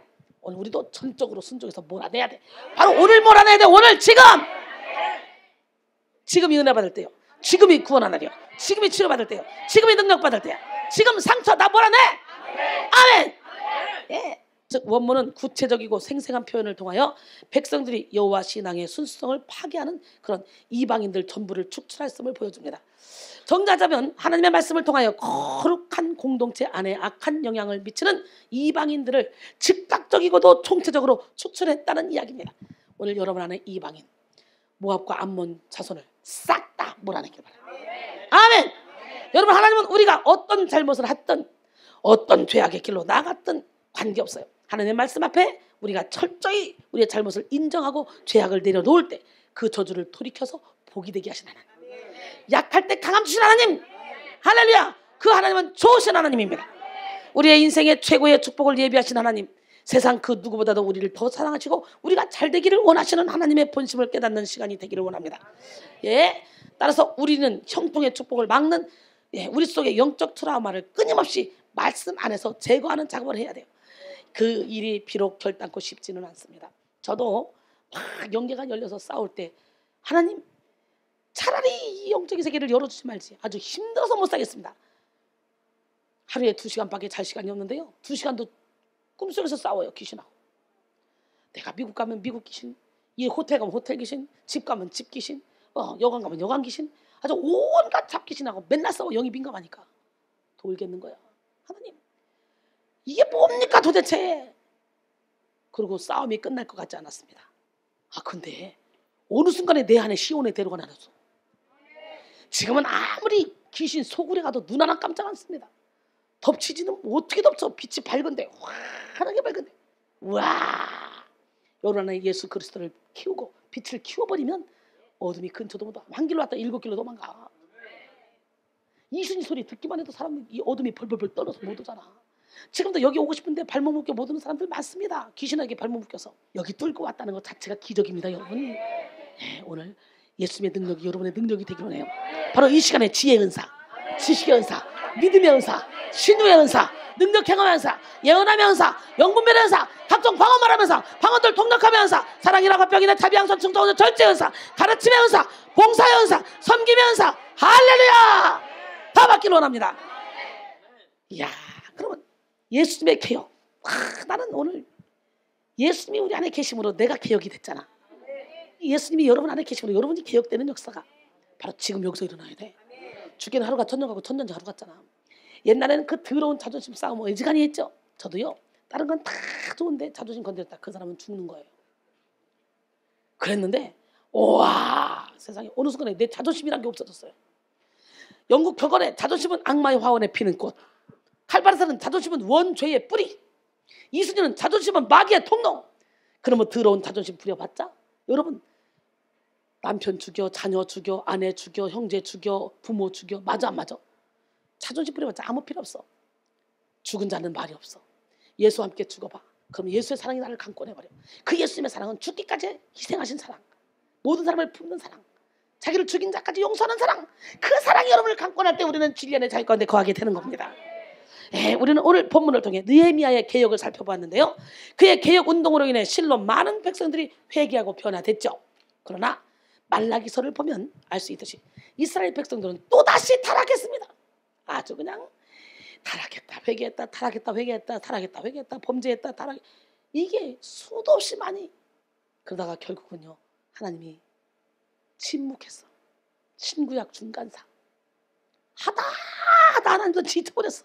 또다시 초라하게 넘어지는 그 이스라엘 백성들을 향해 탄식하셨어요. 그래서 말라기가 마지막 성경이잖아요, 구약에. 말라기 이후에 400년 동안 하나님은 이스라엘 백성들을 향해 침묵하셨습니다. 하나님 안 계신 것 같아요. 그리고 세례 요한이 나타나기까지 아무런 선자도 보내지 않았습니다. 드디어 새로운 시대가 열렸습니다. 침묵기 때 우리가 태어나지 않은 게 얼마나 감사해. 그죠? 구약시대에 태어나지 않은 게 우리가 얼마나 감사해. 구약시대에 아무리 자신의 노력으로 해도 이 죄를 없이 하기 힘들었는데, 그런 의미에서 우리는 신약시대에 태어났다는 거 하나만으로도 감사해야 돼. 그러니까 내 몸의 세포가 막 다 춤을 춰, 막 여러분, 그의 개혁 운동으로 인해 실로 많은 사람이 변화됐지만 결국은요, 또 타락하고 해서 400년 동안. 그리고 이제 우리 하나님은 세례 요한을 보내시죠. 마가복음 1장 1절로 4절. 하나님의 아들 예수 그리스도의 복음의 시작이라. 선자 이사야의 글에 보라 내가 내 사자를 내 앞에 보내느니 그가 내 길을 준비하리라. 광야에 외치는 자의 소리가 있어 이르되 너희는 주의 길을 준비하라. 그의 오실 길을 곧게 하라. 기록된 것과 같이 세례 요한이 광야에 이르러 죄사함을 받게 하는 회개의 세례를 전파하니. 하나님은 세례 요한을 통해 예수 그리스도의 시대를 준비시켰습니다. 세례 요한의 첫 메시지가 무엇이었습니까? 바로 죄사함을 받게 하는 회개에 관한 메시지였습니다. 그리고 바로 뒤이어 예수님의 공생의 사역이 시작이 됩니다. 예수님께서 광야에서 시험에 완전히 1, 2, 3차의 시험에 완전히 승리하신 이후 본격적인 사역이 시작되는데요. 예수님께서 이 땅에 오셨을 때 그야말로 엄청난 영성 혁명을 일으키셨습니다. 아멘. 예수님은 온갖 죄악이 난무한 이 세상 가운데 가장 먼저 이렇게 외치셨죠. 회개하라! 천국에 가까웠느니라. 여러분, 바로 여러분 한 사람 한 사람이 진정으로 회개하며 변화될 때 세상은 변화됩니다. 느헤미야가 멋진 개혁을 이루었지만 해결하지 못한 그 죄의 쓴뿌리의 문제를 근본적으로 해결하시기 위해서 하나님의 아들 예수 그리스도가 본격적으로 나서게 된 사건이 바로 성육신 사건이며 십자가 사건입니다. 성령으로 말미암아 예수 그리스도의 십자가를 진정으로 믿고 예수님을 주인으로 모실 때 비로소 우리 내면은 완전한 치유를 경험하게 됩니다. 힘으로도 되지 않고 능으로도 되지 않는 그런 세상에 어떤 지혜로도 해결할 수 없는 내면의 문제를 하나님의 아들 그 예수 그리스도를 통해서 완전히 회복시킬 최고의 길을 예비하신 것입니다. 보세요. 히브리서 10장 11절로 14절 보면 제사장마다 매일 서서 섬기며 자주 같은 제사를 드리되 이 제사는 언제나 죄를 없이 하지 못하거니와. 매일매일 죄 질 때마다 드렸어. 그래도 죄를 없이 하지 못한다. 오직 그리스도는 죄를 위하여 한 영원한 제사를 드리시고 하나님 우편에 앉으사 그 후에 자기 원수들을 자기 발등상이 되게 하실 때까지 기다리시나니 그가 거룩하게 된 자들을 한 번의 제사로 단 한 번의 십자가에서 못 박혀 죽으심으로 영원히 온전하게 하셨다는 거예요. 그러니 우리는 예수의 그리스도의 십자가만 딱 믿으면 그리고 십자가에 우리의 모든 삶을 다 함께 못 박아버리면 우리는 절대로 죄책감에 매일 이유가 없습니다. 그러면 이렇게 말하겠죠. 내가 육체적인 속성을 갖고 있으니까 나는 십자가를 믿는데도 불구하고 자꾸 죄를 짓네요. 죄를 짓는 것마다 갖다가 십자가에 못 박아야 돼. 계속 깨달아지는 것마다 다 못 박아버려야 돼. 깨달아지는 게 은혜야. 할렐루야. 그리고 죄책감에 매이면 안 돼. 내가 이게 죄인이네 그러면 바로 갖다 박아. 하나님 보세요. 내 일이 엉망이에요. 바로 박아. 이사야 53장 5절로 6절. 그가 찔림은 우리 허물 때문이요 그가 상함은 우리의 죄악 때문이라. 그가 징계를 받음으로 우리는 평안을 누리고 그가 채찍에 맞음으로 우리는 나음을 받았도다. 우리는 다 양 같아서 그릇 행하여 각기 제 길로 갔거늘 여호와께서는 우리 모두의 죄악을 그에게 담당시켰도다. 할렐루야. 그러니 이제 우리의 죄도 끝났어. 원죄, 자범죄, 조상죄, 현재 짓는 죄, 앞으로 지을 죄까지 끝나버렸다니까. 그러니까 죄책감에 매일 필요가 없어요. 회개만 하면 돼. 아멘. 예, 이 시간 예수 그리스도의 보혈의 능력을 힘입어 우리의 모든 연약함을 치유하시는 주님 앞에 나가서 강건한 내면 세계를 소유해서 청통의 축복을 누리는 우리 모두가 되기를 바랍니다. 결론적으로 오늘은 영성혁명의 전초기지 구탄 따라합니다. 시작. 청통의 축복을 막는 트라우마를 제거하라. 이 제목으로 은혜를 나눴죠. 우리는 오늘 본문 속에서 느헤미야가 타락한 이스라엘 백성의 내면을 개혁하는 모습을 보게 됩니다. 비록 성벽을 재건하여 수차례 개혁을 시도했지만 계속해서 타락하는 백성들을 바라보며 좀 더 근본적인 내면의 변화를 위해서 말씀으로 또한 지속적으로 개혁을 선포했습니다. 진정한 변화를 위해 백성들 속에 자리 잡은 죄의 쓴뿌리 암몬 사람과 모압 사람을 몰아내는 작업을 열심히 했죠. 우리가 몰아내야 될 암몬과 모압 사람은 바로 트라우마 그리고 탐심이라고 말씀드렸어요. 탐심은 우상 숭배인데 우상이란 또한 자기 자랑과 자기 과신이라 그랬어요. 하나님은 우리가 말씀 앞에 철저히 회개함으로 우리 속에 있는 죄악을 몰아낼 때 그 어떤 저주도 다 축복으로 바꿔주시는 좋으신 하나님이십니다. 사랑하는 LA 영혼의 쌤 여러분, 우리 모두 하나님의 축복을 막는 그런 모든 장애물들을 이 시간 말씀으로 제거함으로 영육간의 형통을 누리는 기적의 주인공이 되셔서 하늘의 별처럼 영원토록 빛나는 삶을 살기를 원합니다. 정결한 영, 정직한 영을 새롭게 하소서. 정결한 마음 주시옵소서. 간절한 마음으로 찬양합니다. 정결한 마음 주시옵소서. 오 주님 정직한 영을 새롭게 하소서. 정결한 마음 주시옵소서. 오 주님, 정직한 영을 새롭게 하소서.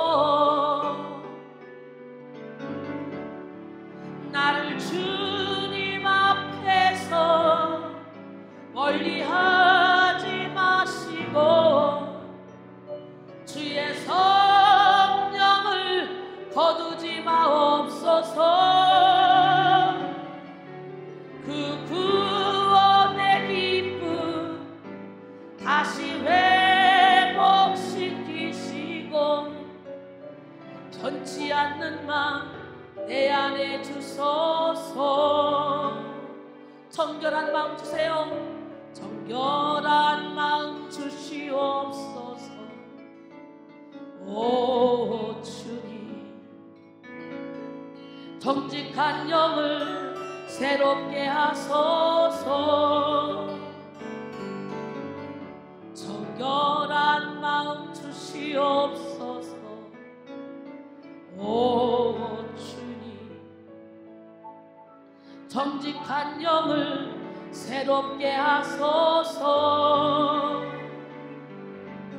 나를 주님 앞에서 멀리하지 마시고 주의 성령을 거두지 마옵소서. 그 구원의 기쁨 다시 회복시키시며 변치 않는 마음 내 안에 주소서. 진실하게 거룩하게 살기를 원합니다. 진실하게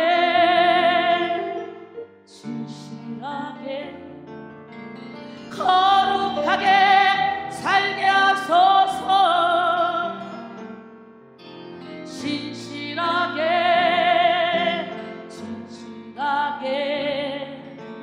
거룩하게 살게 하소서. 하나님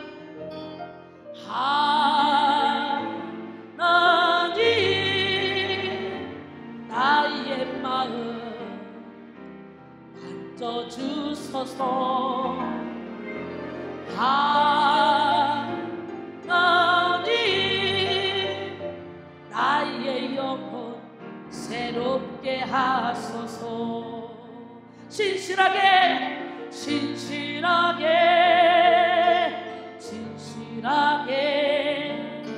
거룩하게 살게 하소서.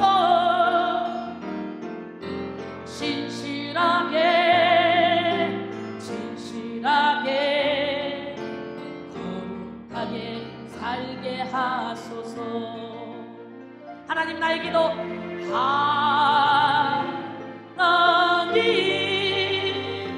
나의 기도 들어주소서.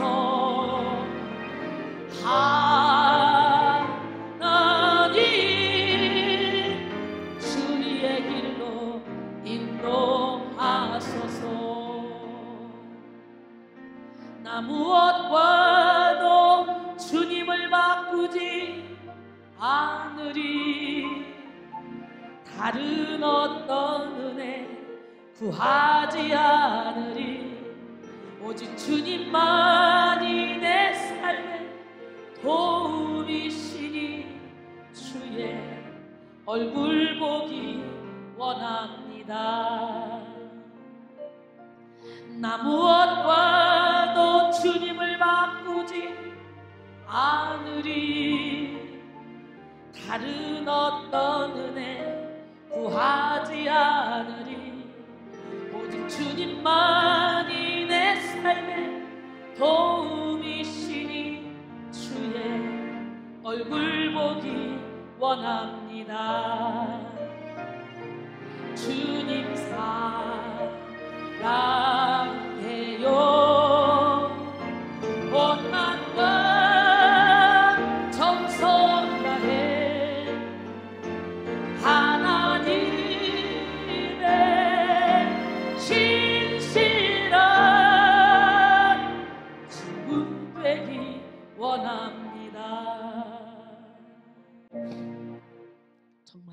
하나님의 신실한 친구 되기 원하십니까?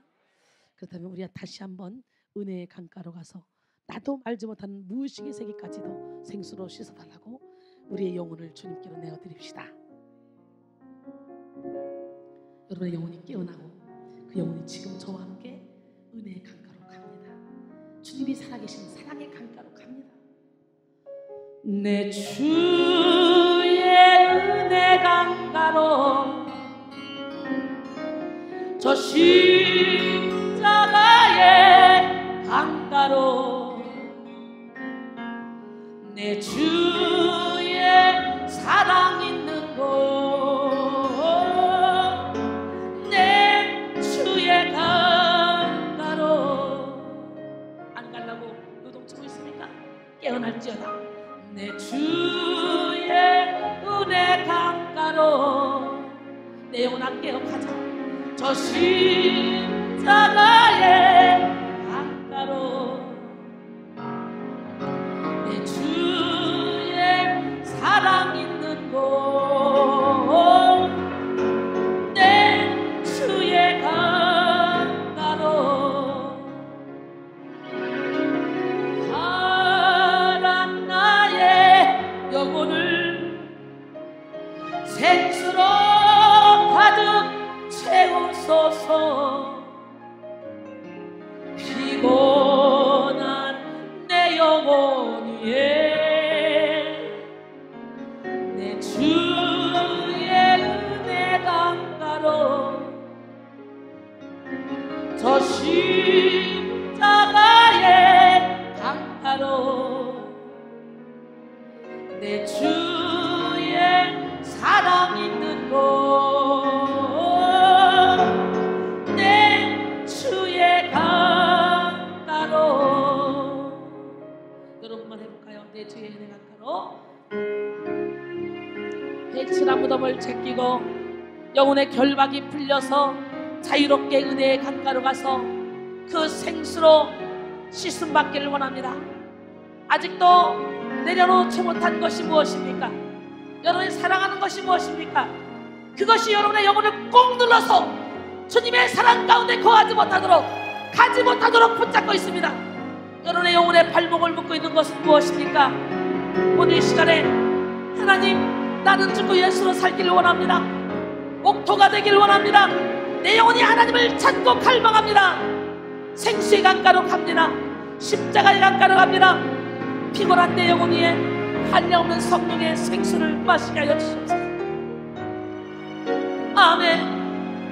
내 주의 은혜 강가로 저 십자가의 강가로 내 주의 사랑 있는 곳 내 주의 강가로. 거기 가서 이렇게 고백할까요? 내 주님 없이 난 못 살아. 내 주님 없이 안 돼. 닫없는 해처럼 흔들려 주님 없이 난 못 살아. 주 없이 소망도 없는 세상 길 나갔지만 주 예수 날 위해 주사 나를 구원해 주셨네. 두 손을 번쩍 들고 예수 예수 예수 오 예수 당신은 아는다 우리들의 주를. 오 예수 오 예수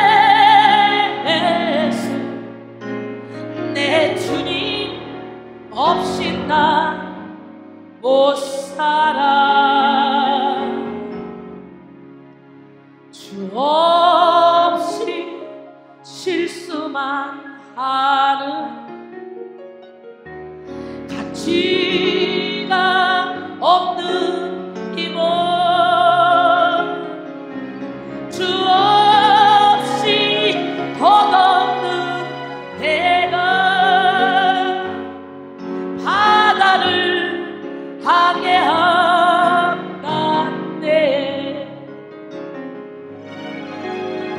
오 예수, 오 예수, 당신은 아는가 우리들의 주를. 오 예수, 오 예수, 내 주님 없이 난 못 살아. 가슴에서 같이 갈보리 십자가에 주님을 바라볼 때 하나님 크신 사랑 너무나 고마워라. 예수님의 십자가 이제는 나도 치고 이 생명 다 바쳐서 주님을 따르리라. 우리에게 믿음과 소망을 주시며 사랑으로 세상을 이기게 하셨네.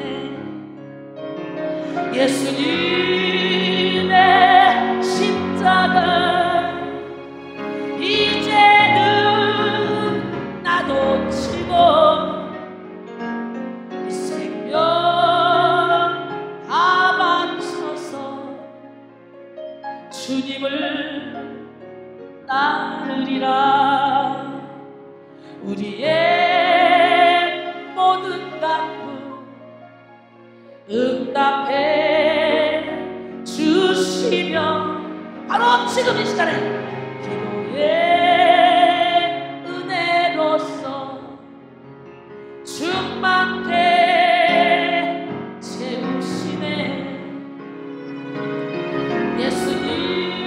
예수님의 십자가 이제는 나도 치고 이 생명 다 바쳐서 주님을 따르리라. 죄짓 맡은 우리 어찌 좋은 친구인지